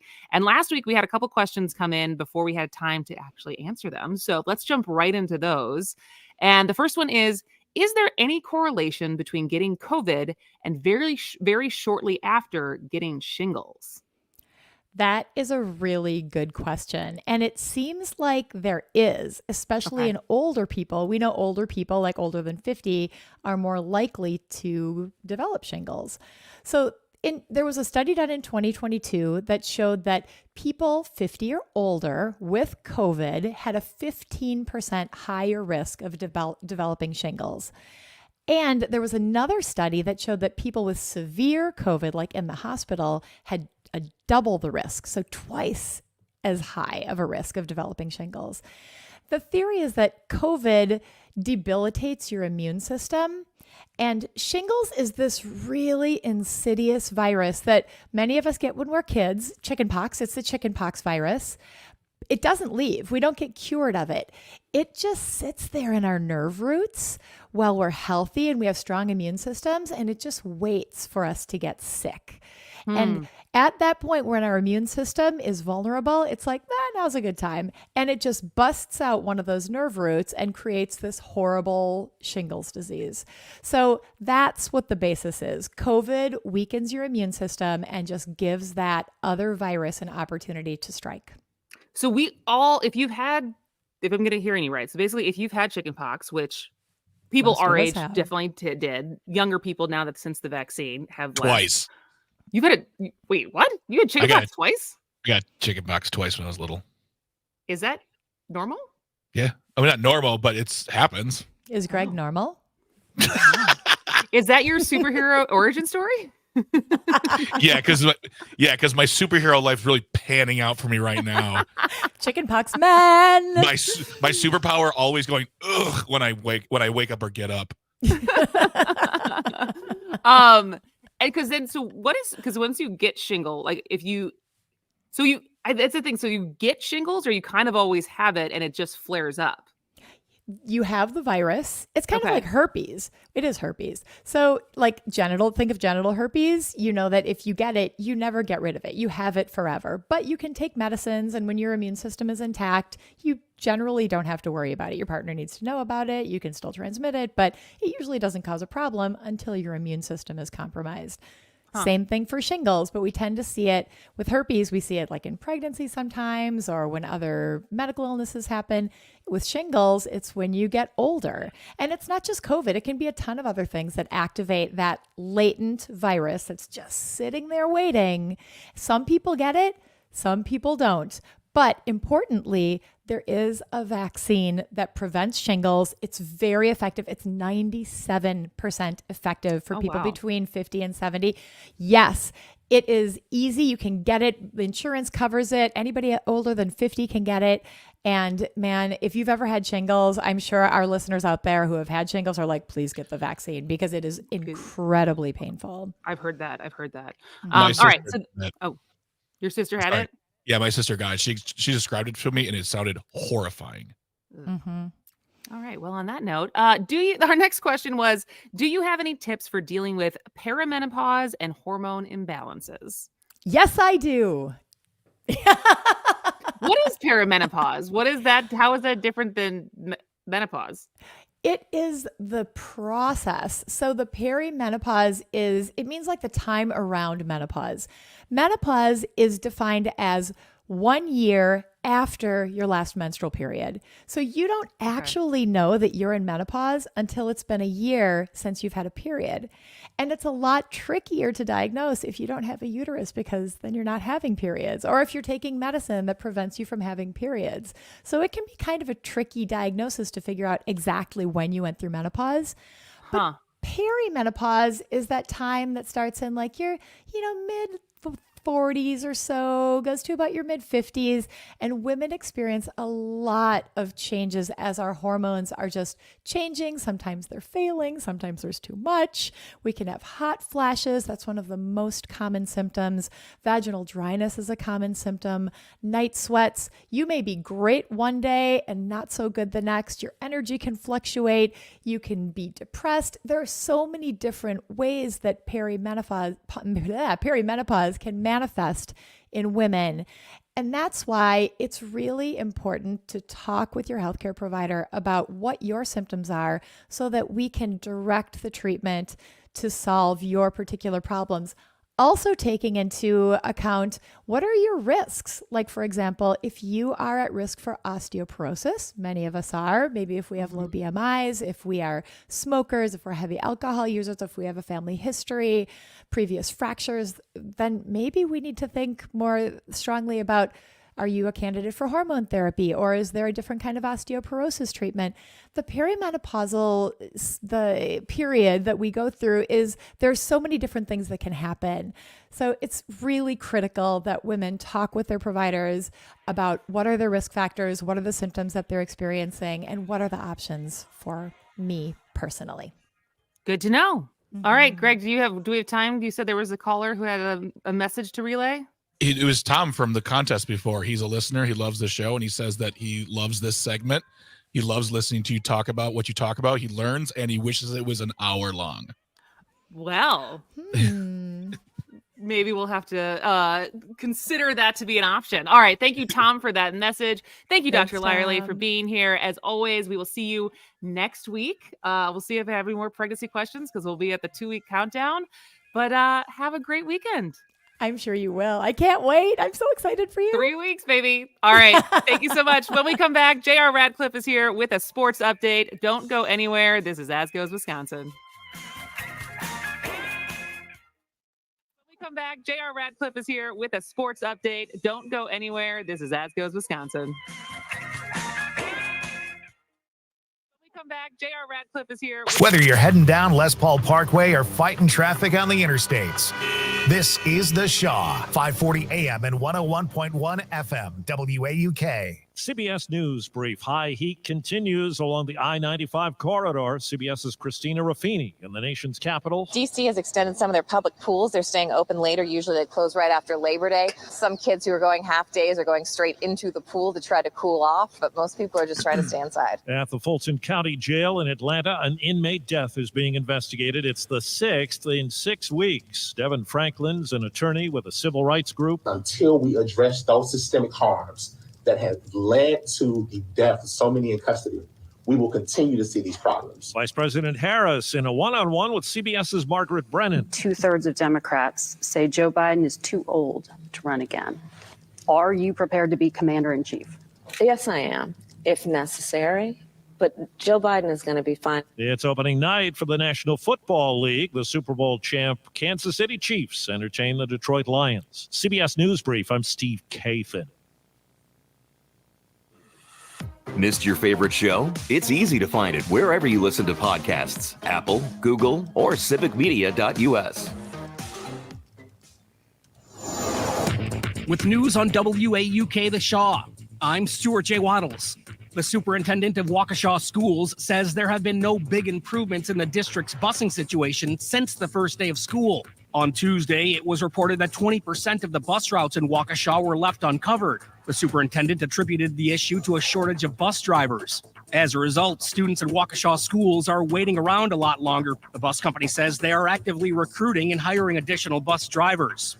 you're going to have to wait a little longer to get on the hop. The reopening of the intersection at Wisconsin and Broadway in Milwaukee is expected to happen on Saturday. The closure has been in effect since last Friday due to an underground water main break. The extensive cleanup and repair work required has contributed to the longer than expected closure. The shutdown at Wisconsin and Broadway has also impacted operations on the hop, which remains temporarily closed. With news on WAUK The Shaw, I'm Stuart J. Waddles. Experience Nightlight September 8th and 9th from 5 until 10:30 p.m. Presented by Joy Engine. The dazzling spectacle is an immersive 4D light festival taking place in Milwaukee's historic Mitchell Street neighborhood. Digital animations, dance, music, art, and fashion combine to create a visual, family-friendly sensory experience outside of 710 West Historic Mitchell Street, home of Mitchell Street Arts. The event is family-friendly and free to the public. Don't miss this iconic event. Nightlight, where art comes to life. Information at joyengine.org. Why are interscholastic sports called the last classroom of the day? Because they teach students important life lessons like teamwork, accountability, and perseverance. School sports are so much more than a game. They're about developing the whole person.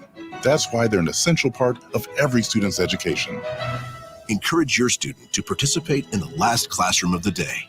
Interscholastic sports in Wisconsin. This message presented by the WIAA and the Wisconsin Athletic Directors Association. If you love them enough to listen to them practice the same song on tuba, please be done.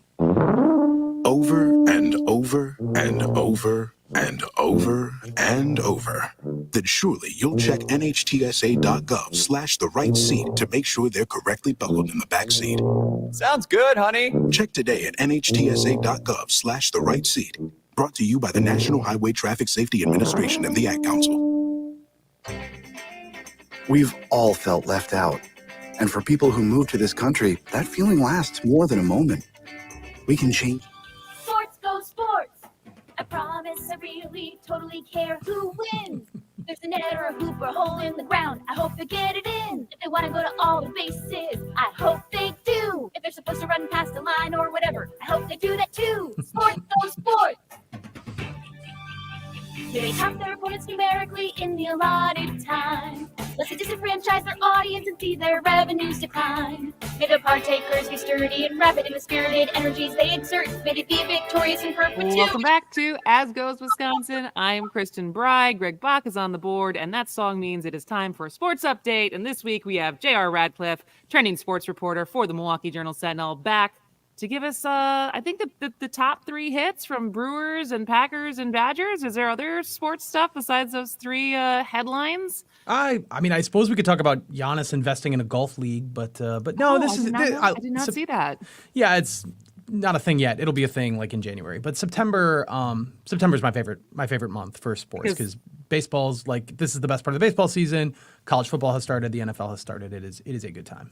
We're back, baby. Mm-hmm. And then by next month, we'll have the World Series and basketball will be back, and we get to hibernate with all the sports again. It's true, yes. But this is a good one. Right. This is a good time. And you know, even though the Brewers are not setting the world on fire, all three teams are interesting at this point. So there's still a lot to discuss. So where should we start? Do you want to start with Brewers, Packers? Well, the Packers are interesting to you right now. I mean, the Brewers are more interesting to me right now because of where we are in the season, but the Packers are king, right? So I suppose we should start with the Packers. They are, all right. Of course, kicking off the season on Sunday against the Chicago Bears. Timeless anticipation. Yes. Timeless rivalry situation. The Packers have beaten the Bears 8 times in a row, and I forget what it is. It's like 15 of 16 or something outrageous. The Packers are probably the better team this year too. I don't know. We have no idea. It could go any number of directions. So it is a mystery. It is a mystery what we're going to see on Sunday. But certainly both fan bases feel like there have been some back and forths on the social media apparatus, and I anticipate it's going to be heated all the same. I have a very dear friend of mine is a very big Bears fan, and the memes have already been passed back and forth.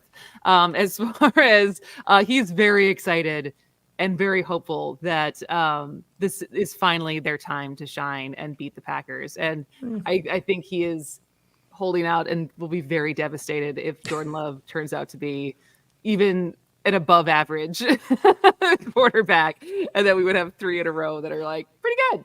Yeah. But you wrote an article this week kind of summarizing what the folks are saying, what the national writers are saying about the Packers, and what kind of thesis have you collected as far as what, not that anyone has a crystal ball, but what are the people in the national news saying about our Packers? I think there's more support for the Packers making the playoffs than I would have thought. Some of the websites I visited, kind of close to half or more than half, thought the Packers would be a playoff team. Not very many people think they're going to win the division, but that makes sense. That's fair. The Lions are probably the team that you would look at as the division favorite, but there's just, and we've said this before on this show, like the division just isn't very good. The Lions are interesting for sure, and this could be a leap forward for them, but it still requires them to take another step forward that we haven't necessarily seen yet.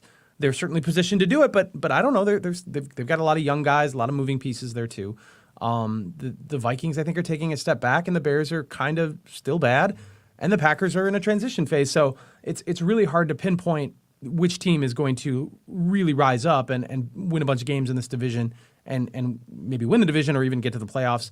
I think seeing a lot of people picking the Packers at around 9-8, that feels right to me. You know, maybe all the stars align. They have a light schedule. Maybe they do end up winning 10 games. Everything clicks.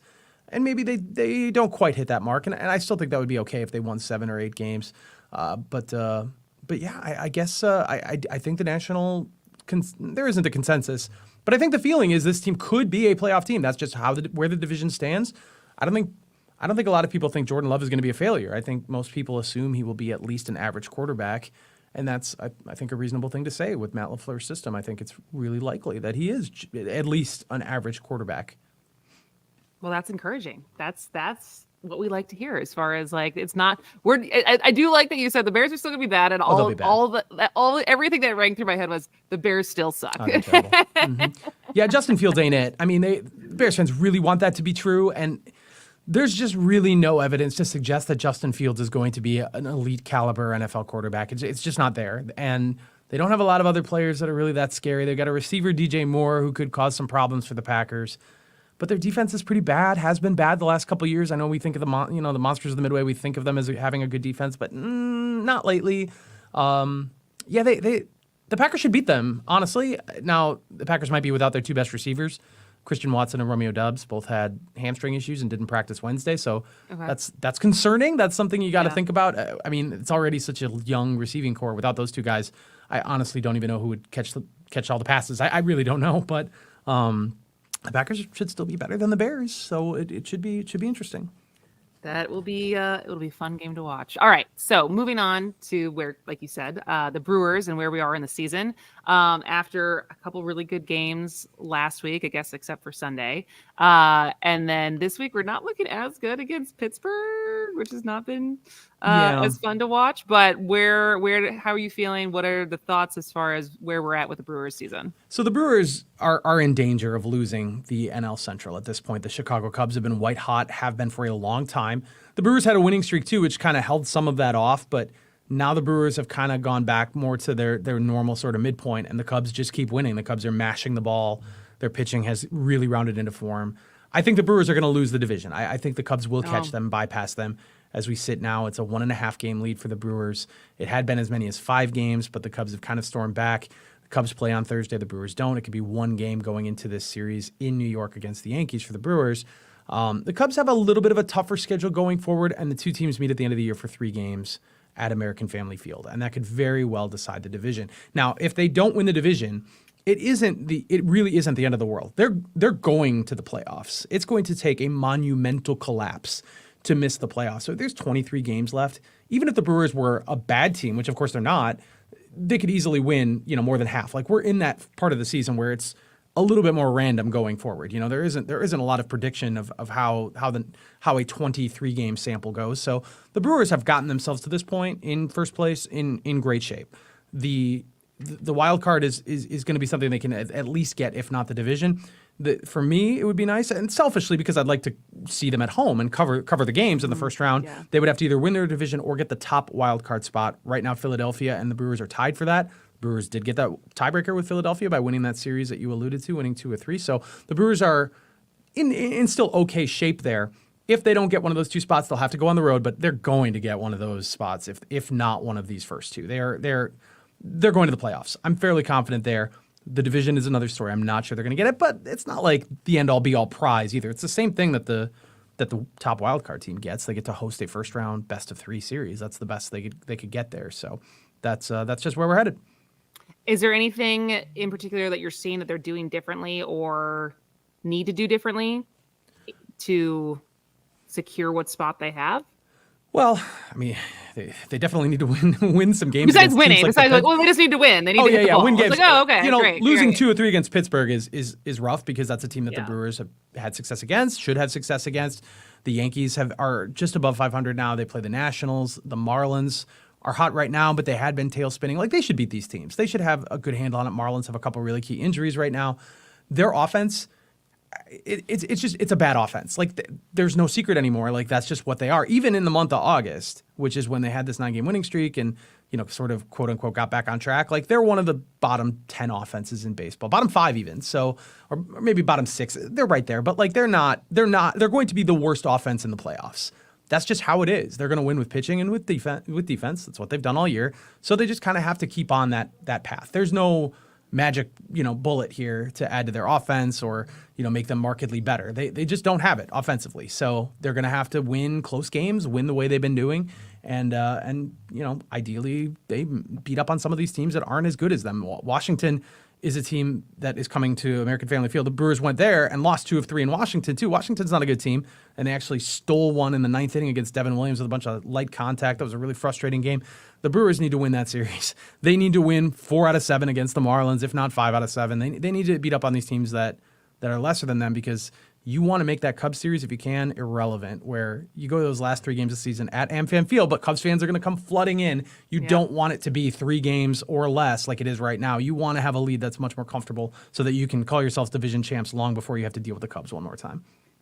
Just Chicago. That's like the theme of today. It's just the Bears, the Cubs. God, Chicago. Can't we just bypass Chicago? Gotta find a way around it without having to go through it.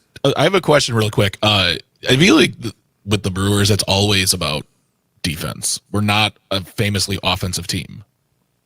I don't know if that's historically it's not the first thing true. we think of. It's not the first thing we think of.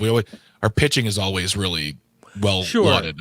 I mean, that has definitely been the case the last couple of years. 2021, sneakily, was almost one of the best teams, the best team in Brewers history. And it didn't end up there in terms of regular season wins, purely on the basis of incredible pitching. That has definitely been the case since 2018, maybe 2019, but since then. But 2018 is the reverse. 2018, when they went to the NLCS, they had Christian Yelich playing at an unbelievable level. Their offense was mashing. Their pitching staff was Yoli Chacin, Wade Miley, and a couple guys you probably forgot about. Like, there wasn't – they had a good bullpen, but there wasn't really a true starting core. So they've actually inverted, I would say, from that team, from the 17, 18, even maybe the 19 team to where they are now, which is they've got 3 ace pitchers, 2 pretty good ones after that, or at least 1 pretty good one after that, really good bullpen and good defense. This is the best defense they've had in a long time, just pure, like, across the diamond. Particularly Willy Adames and Bryce Terang are really special in the middle. Like, this is about as good as it gets for them. All right, and then our last topic for the day, because I feel like the Badgers played. Mm-hmm. They won. Mm-hmm. New coach, new players, new system. But I feel like the only headline that really came out of that game was the speaker system was really loud. It was loud. Out of everything new that people were anticipating, it was like, oh, that was awful. Like, we couldn't even talk to each other. Todd Elba did a whole hour on it at his show. And so besides the sound system, what were your takeaways from the first Badger football game? Well, previously I had said that it's really all about my preferences and me, so I will start with me and noting that the press box is completely renovated and beautiful and amazing. Ooh. And has gone from, quite honestly, kind of a dump to quite luxurious. And so I enjoyed my experience at the Badger game and could not tell at all that the speaker system was too loud. I don't know if they soundproofed it or something. That I didn't even take that away at all. So Luke Fickell was a little bit upset after the game. He felt like the team should have played better. Buffalo is an opponent that you put on your schedule as a warm-up game, essentially. Yeah. And we didn't see it. We didn't see them run away with that game. Now, their running game is still really, really good.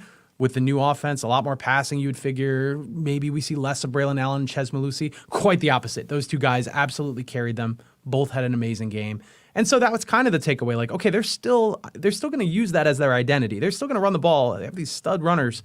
and they're gonna stay after that. Tanner Mordecai, the new quarterback, he had a rough game. He had threw a couple interceptions. Didn't see a lot of downfield passes. One big play that fell apart because Skylar Bell dropped the ball. That would have been a 60-yard touchdown, but he wasn't happy with his performance either. There's a lot of room to grow here. And this next game is really tough. They lost to Washington State last year at Camp Randall. Now they're going to Pullman, Washington, to play a team that's got a really good quarterback, some experience. They obviously know what it's like to beat the Badgers. So this is a tough one. This is not just a gimme game. So I imagine they're going to be pretty focused on this one and would like to see some improvement from week 1. Okay. All right. Good to know. Good to know. And then and now Giannis is buying a golf league. Yeah, it's like an indoor thing. It's like a skills thing for the winter. Rory McIlroy and Tiger Woods have invested in it, and they're like the main investors.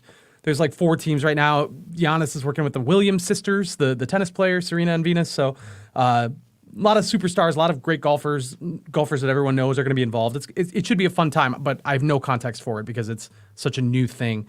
So it's not like X golf where you're like it is a little playing with your friends, but is it like actual professionals playing indoors? That's correct. Yes, and it's not just the like X golf. It's more than that. It's an arena that was built for this thing. So it is a little different.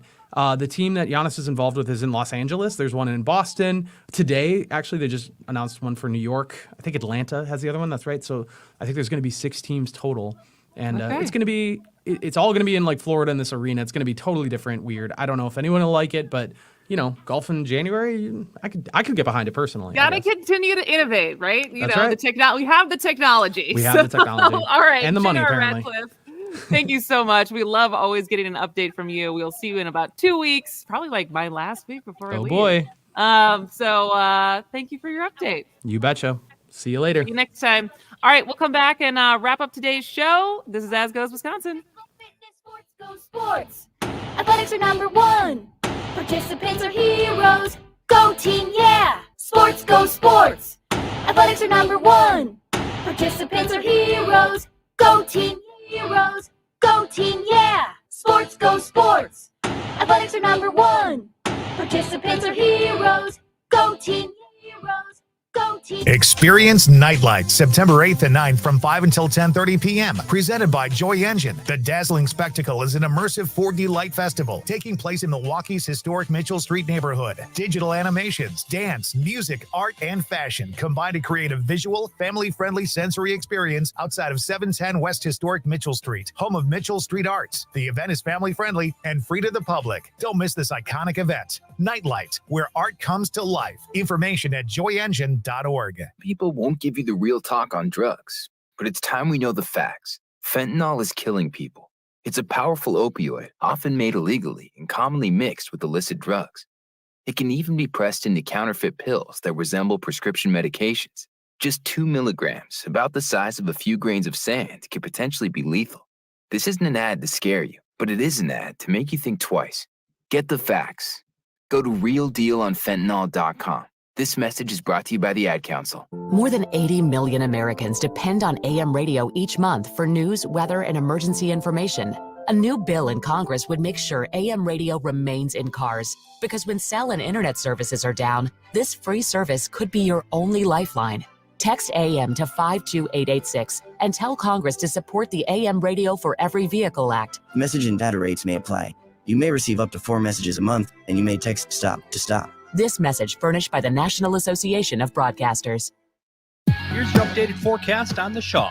High temperatures reach up to 66 this afternoon under overcast skies, northerly winds 8 to 15 miles an hour. Lows dip down to about 53 tonight, mainly cloudy. High of 69 tomorrow, a blend of clouds and sun. Bright sunshine expected Saturday with daytime highs approaching 72. 74 Sunday. For Civic Media, I'm meteorologist Derek Height. Currently, it's 61 degrees.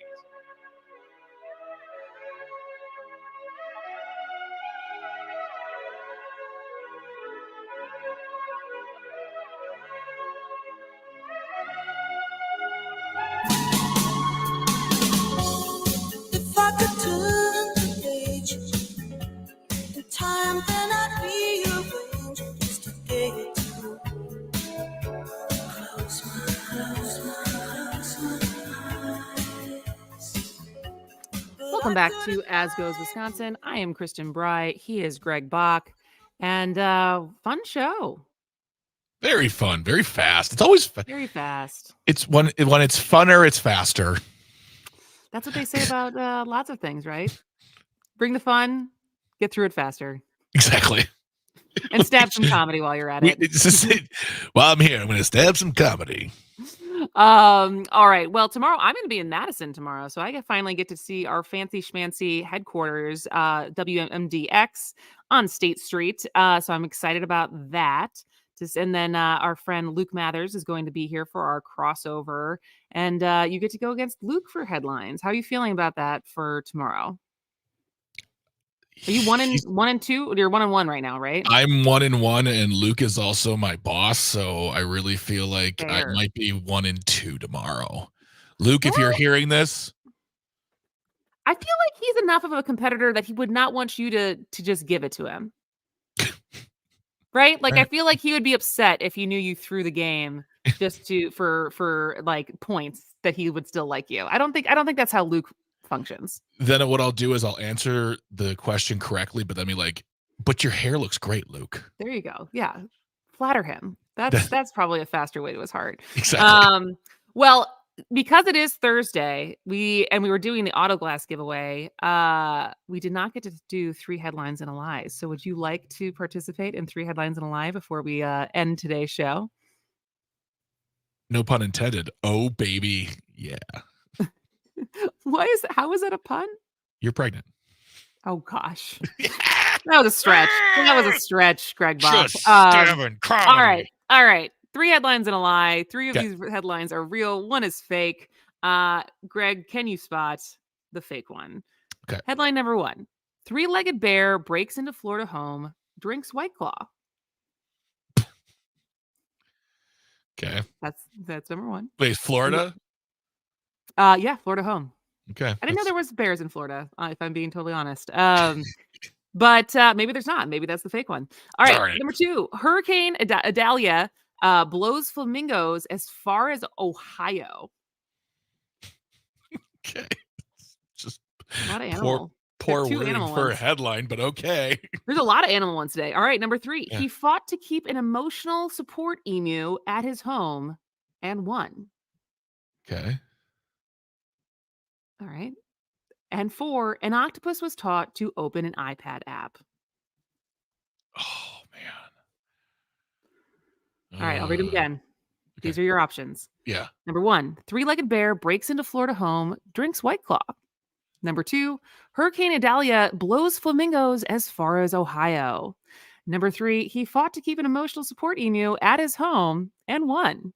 Number 4, an octopus was taught to open an iPad app. Okay, so last week the 4th one was the lie. I don't think you make the same mistake twice. It wasn't a mistake. I don't think you do that twice, right? I'm gonna go the back end around to the front. I'm gonna say number 1, no Florida bears. That is not true. It is true. I mean, sorry, you were wrong. This is a true headline. Wow, a 3-legged bear known as Tripod. His name is Tripod, by the way. Broke into a home over the weekend and decided to have a party. And they got it all, I guess, on their Ring camera. But the 3-legged bear and likes to party. So that one is real. What is your second guess for the fake one? Is it the octopus one? It is the octopus one. God! Oh! Although I bet an octopus could open an iPad app. Just... I don't feel like that seems like a stretch versus a hurricane blowing flamingos to Ohio feels like those poor flamingos. How did they live to tell about it? I mean, if I could put my phone in my pocket and it can advance my audiobook 9 chapters ahead without doing anything, an octopus can open up an iPad app. Absolutely. But yeah, flamingos have been spotted in the Midwest and eastern parts of the U.S. after being blown in by a storm. Birds thought to be from Mexico first started appearing in Florida and then made landfall as far north as Ohio. We've never seen anything like this, says Jerry Lorenz of the Bird Research Group, Abaddon, Florida. So now they've made a new home in go Bucks. Not to insult, I know we had a birder on a couple weeks ago. Guys, sorry. Yeah, get it right. It's the Ohio State. Yeah, sorry. not to offend the birders out there, and Jane, I know, is going to be eventually her final form will be a birder, but flamingos are awful, nasty creatures. Are they? Yeah, they smell. They're mean. They look like 80s beautiful, but they are just nightmares to deal with. Have you dealt with many flamingos? I've heard many stories from people who work in zoos. How many friends do you have that work in zoos? I have so many questions. You have 3 friends that work in a zoo? I don't know if they work there anymore. This was years ago, but they worked at the zoo. At the Brookfield Zoo? Yeah. Wow. Yeah. Flamingos. This took a turn. Yeah. My only experience with flamingos was on our honeymoon. We went to like a flamingo island where they're just like walking around, and they seemed fine. You can feed them. I didn't get bit. Did you feed them? I did. Did they smell? No. That's weird. Okay. I don't know. Maybe it's when they're in the zoo that they're protesting. They're protesting their captivity. I won't take a shower, and you won't let me stab comedy. All right. Then finally, he fought to keep an emotional support emu at his home and won. Nicholas Olenek waged a months-long legal battle to keep Nimbus to help him with his depression, but his victory was bittersweet. So this is from Washington Post. We'll put all of these in today's show notes if you would like to get the story behind the story, but there is no story behind an octopus opening an iPad yet. Yeah, I'm sure someone's working on it. I knew the emotional support animal one was absolutely true. Why? Because that's just, you hear that story every few months now. Emotional support peacock on a plane, emotional support. Do you know that? An emu named Nimbus. That just sounds like that sounds like the name of a Wes Anderson movie. Yeah, exactly. All right. Well, we have to wrap up today's show. Thank you to everyone who called. Thank you to everyone who was here and texting and listening. Thank you to J.R. Radcliffe for our sports update, Dr. Kristin Lyerly with our public cervix announcement, and Trygve Oleson for giving his thoughts on what the hell is going on with our Wisconsin Republican Party, of which he used to be an integral part of. And so all 3 of those guests will be back either next week, 2 weeks, sometime soon. Thank you for being part of the show. We will be back tomorrow at 10 a.m. This has been As Goes Wisconsin.